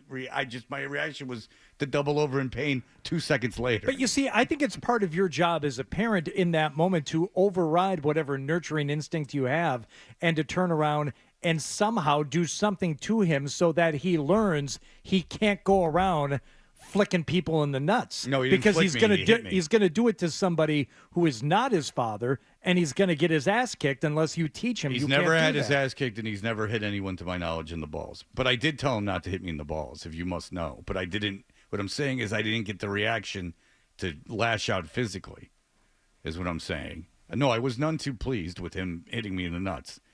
It's something I remember from him being a child that's a very clear memory to me. So it was obviously something that was very unpleasant. But no, you would think. I bet you a lot of people think that I'm a yeller. No, But I'm not. I'm the calm one. I would not I'm the think that. one. I'm the favorite, as a matter of fact. What about you, Wallach? You yell at those yeah. monsters of yours? No, I very rarely do. There are times when they screw up. The lying is I can't I have a stand. feeling The John- lying about dumb things I can't stand. Well, then, what are they going to do? But I'll tell you this: is that I have a feeling John keeps a low profile at home. Why is that? Because your wife runs roughshod with the goyish stuff, and you just sit back and let her to have it. I think marriage is a give and take, Fred. You seem more like a passenger in a lot of this stuff than you are driving the car. Christmas, I am absolutely a passenger. Yeah, but Christmas is a quarter of the year at your house. Yes, it is. Literally. From November to February. Yes. November till the end of January. Beginning of November to the end of January, I'm a passenger in that house. Everything. All right, so a quarter of the year, you're a I am. But that has nothing to do with how we treat our kids. Come on. No, I know it has nothing to do with how you treat your kids, but I have a feeling that you keep kind of a low profile around there. That's my thing. Not always. I would imagine that in your relationship, your wife is the disciplinarian. That's not true at all. Really? No, that's not true. That's shocking to me. Huh? I would think I don't know her very well. I just thought that she seems to have say. She knows all about you, though, Fred. Well, I'm talk a lot. Yeah. You know, It's kind of the job. Yeah. I would imagine she knows far more about me than I know about her. Have a tweet here from E. I don't get the hate. This music isn't my wheelhouse at all. But to suggest this song doesn't go hard is crazy. This woman is pouring her goddamn heart out, Fred. What's the matter with you? How is she pouring her heart out exactly? Tell him to be literal. Tell him to tweet you back and tell me literally what she's saying. Okay. Other than she has a total eclipse of a heart. Yep. And that what does that mean in plain English? What is she saying? Okay, we'll do. And maybe it's not. I just like how Artie was like, she made $1 million over the streaming. So she had 45 billion streams. That's true. You don't get a lot, do you? No, it's a bit. It's like 1 penny per stream or by something the way, like that? according to Adam 12, Spotify not long for this world. Total eclipse so of the enjoy heart. it while you can. Spiked 50% last week, approaching Monday's total of songs like according to Spotify. And who else does the backing vocals? Rory Dodd. Okay. Canadian rock vocalist. Oh, I wonder if he knew Triumph. All right. We will be back, and Hardy will have all the stack for you, and we'll read the sponsor, and then we get to go home. We'll be right back. Here are the headlines. Sports Hub headlines. Bruins play Carolina at TD Garden tonight. They are on the verge of clinching the division. They're up 5 points with 4 games to go. Judd Surratt and Bob Beers have the pregame at 6:30 and the face-off at 7 here on 98.5 The Sports Hub. Celtics have already clinched the best record in the NBA for the regular season. They have 4 games left. They visit Milwaukee tonight. Al Horford and Kristaps Porzingis are questionable. Grandy and Max have the pregame at 7 and the tip-off at 7:30 on the BetMGM Rock 92.9 Celtics radio network. UConn beat Purdue last night 75-60. The Huskies go back-to-back as Division I national champions. And the Red Sox play the home opener today against Baltimore. Brian Bayo opposes Corbin Burns. Also, the team has reportedly come to terms on an 8-year, $50 million contract with Cedon Rafaela. Sports Hub headlines are brought to you by the Shell Fuel Rewards Program. Boston Bruins fans save big on home game days. Save 25 cents a gallon on Shell V-Power Nitro Plus Premium Gasoline with the Fuel Rewards Program. Download the app and join the Fuel Rewards Program today.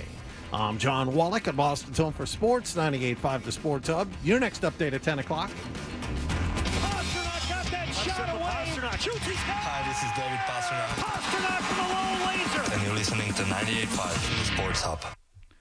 Hey, Hardy. Yes, Fred. Did you know Dunkin' just released a new energy drink called Sparked? It's totally...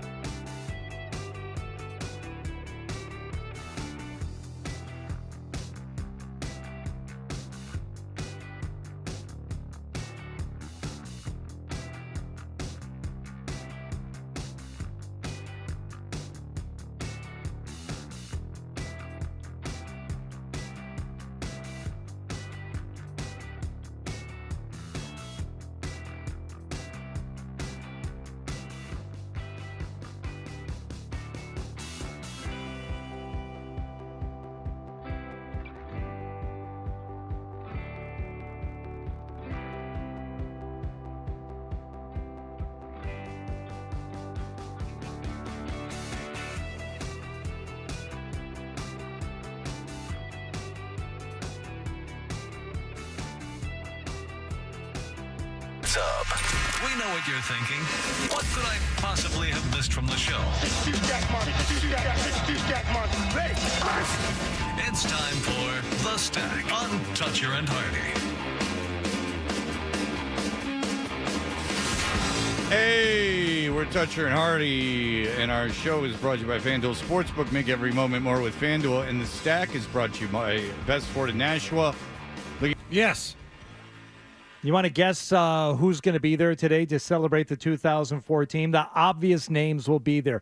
David Ortiz, Manny Ramirez, Kevin Millar will be there, Trot Nixon. We already heard from Dan Roche. Some of the players are going to be there. Good. How obscure can you get when naming the names? There's a big list of players who will be in attendance. The Red Sox sent out the list yesterday. Okay. Curtis Liskanik. Is he there? Yes. All right. Well, I don't know that you're going to get much more obscure Phil than that. Seibel. Is he there? Yes. Yes. Yes. All right. There you go. That's as obscure as I get. All right. Pokey Reese, so I didn't. It was listed as one of the more obscure ones, but Pokey's that's not that's obscure. not obscure. No. Yeah, I mean, it is pretty Lenny amazing. DiNardo. Well, he's an Essen guy, so he'll be there. Oh, Lenny DiNardo is going to be there too. Yeah. He used to hang out with Hamilton over at some bar in Cambridge. Okay. Yeah, Mark Hamilton. I saw him. Oh, Mark Hamilton. I saw Mark Hamilton when I was in L.A. Yeah. Oh, did you really? Yeah, I hung out with him at a bar. I got really, really wasted. How long ago was that? 6 years ago. Oh, I see him on Zoom every month or so. Of course you Meetings. do. No meetings thing. That's a channel we both work for. Oh, the Sirius XM. Yes. I understand. All right, so, and we already learned that people are asked to be in their seats today by 1:30. Yeah, get in your seats or don't bother going. Right. You paid for the tickets. Now you sit down when I say. Mm-hmm. So, don't show up late. It's disrespectful. Who will not be attending? Pedro Martinez. Yeah, because he says he has responsibilities with the MLB network, but I'm calling shenanigans. Well, TBS, actually. Yeah, whatever. It's the same company, I think. It's whatever. Kurt Schilling will not be there. Why? What did he do? Smart move. Oh, it's because they're honoring Tim Wakefield, and he's the one who came out against the Wakefield's wishes and announced that he had cancer right days before he died. Might be part of it, sure. Mark Bellhorn. Dave Roberts. Well, make up your mind. You want a bell or a horn? Doug Mirabelli. Everybody loved Doug Mirabelli. Mirabelli stole the ball. Mirabelli's a big malcontent. Doug Mirabelli's the guy who took the ball. Clubhouse in 2004. favorite. Everybody loved You don't know that story? I thought it was Minkiewicz who had it. Oh, it's Minkiewicz? Minkiewicz is first baseman. I think he my took it. bad. Yeah. So Is Doug Minkiewicz going to be there today? Yes. There you go. Yes. Maybe he'll Good bring the call ball out. back full circle. There you go. No, he's very insistent on it. He's on all these Instagram videos bragging about how he took the ball. Minkiewicz, not Mirabelli. My bad. And of course, Nomar, who was traded at the deadline in 2004. Enabling the team to win. Why would he not come back, though? No, I'm serious. Is he still married to Mia Hamm? Yes. You like Mia Hamm, don't you, Hardy? Yeah, I can't too say. big a star. No, I can't say that I have I mean, I know who she is, soccer player, and I probably could pick her out of a photo, but I haven't spent any time. That was the thinking last about time everyone jumped up and down and cheered, and you had to like it. it. And if he mentioned women's soccer on stage, say during the opener at Saturday Night cold Live, open. you would get the applause stop. Yeah. Absolutely. Yeah. You go, girls. The mayor of Scottsdale. The mayor of Scottsdale, yes, is telling the Arizona Coyotes, no thank you to building your arena in our city. Now, Scottsdale is a lovely place. You got a nice golf course there, nice dining, shopping. Sure.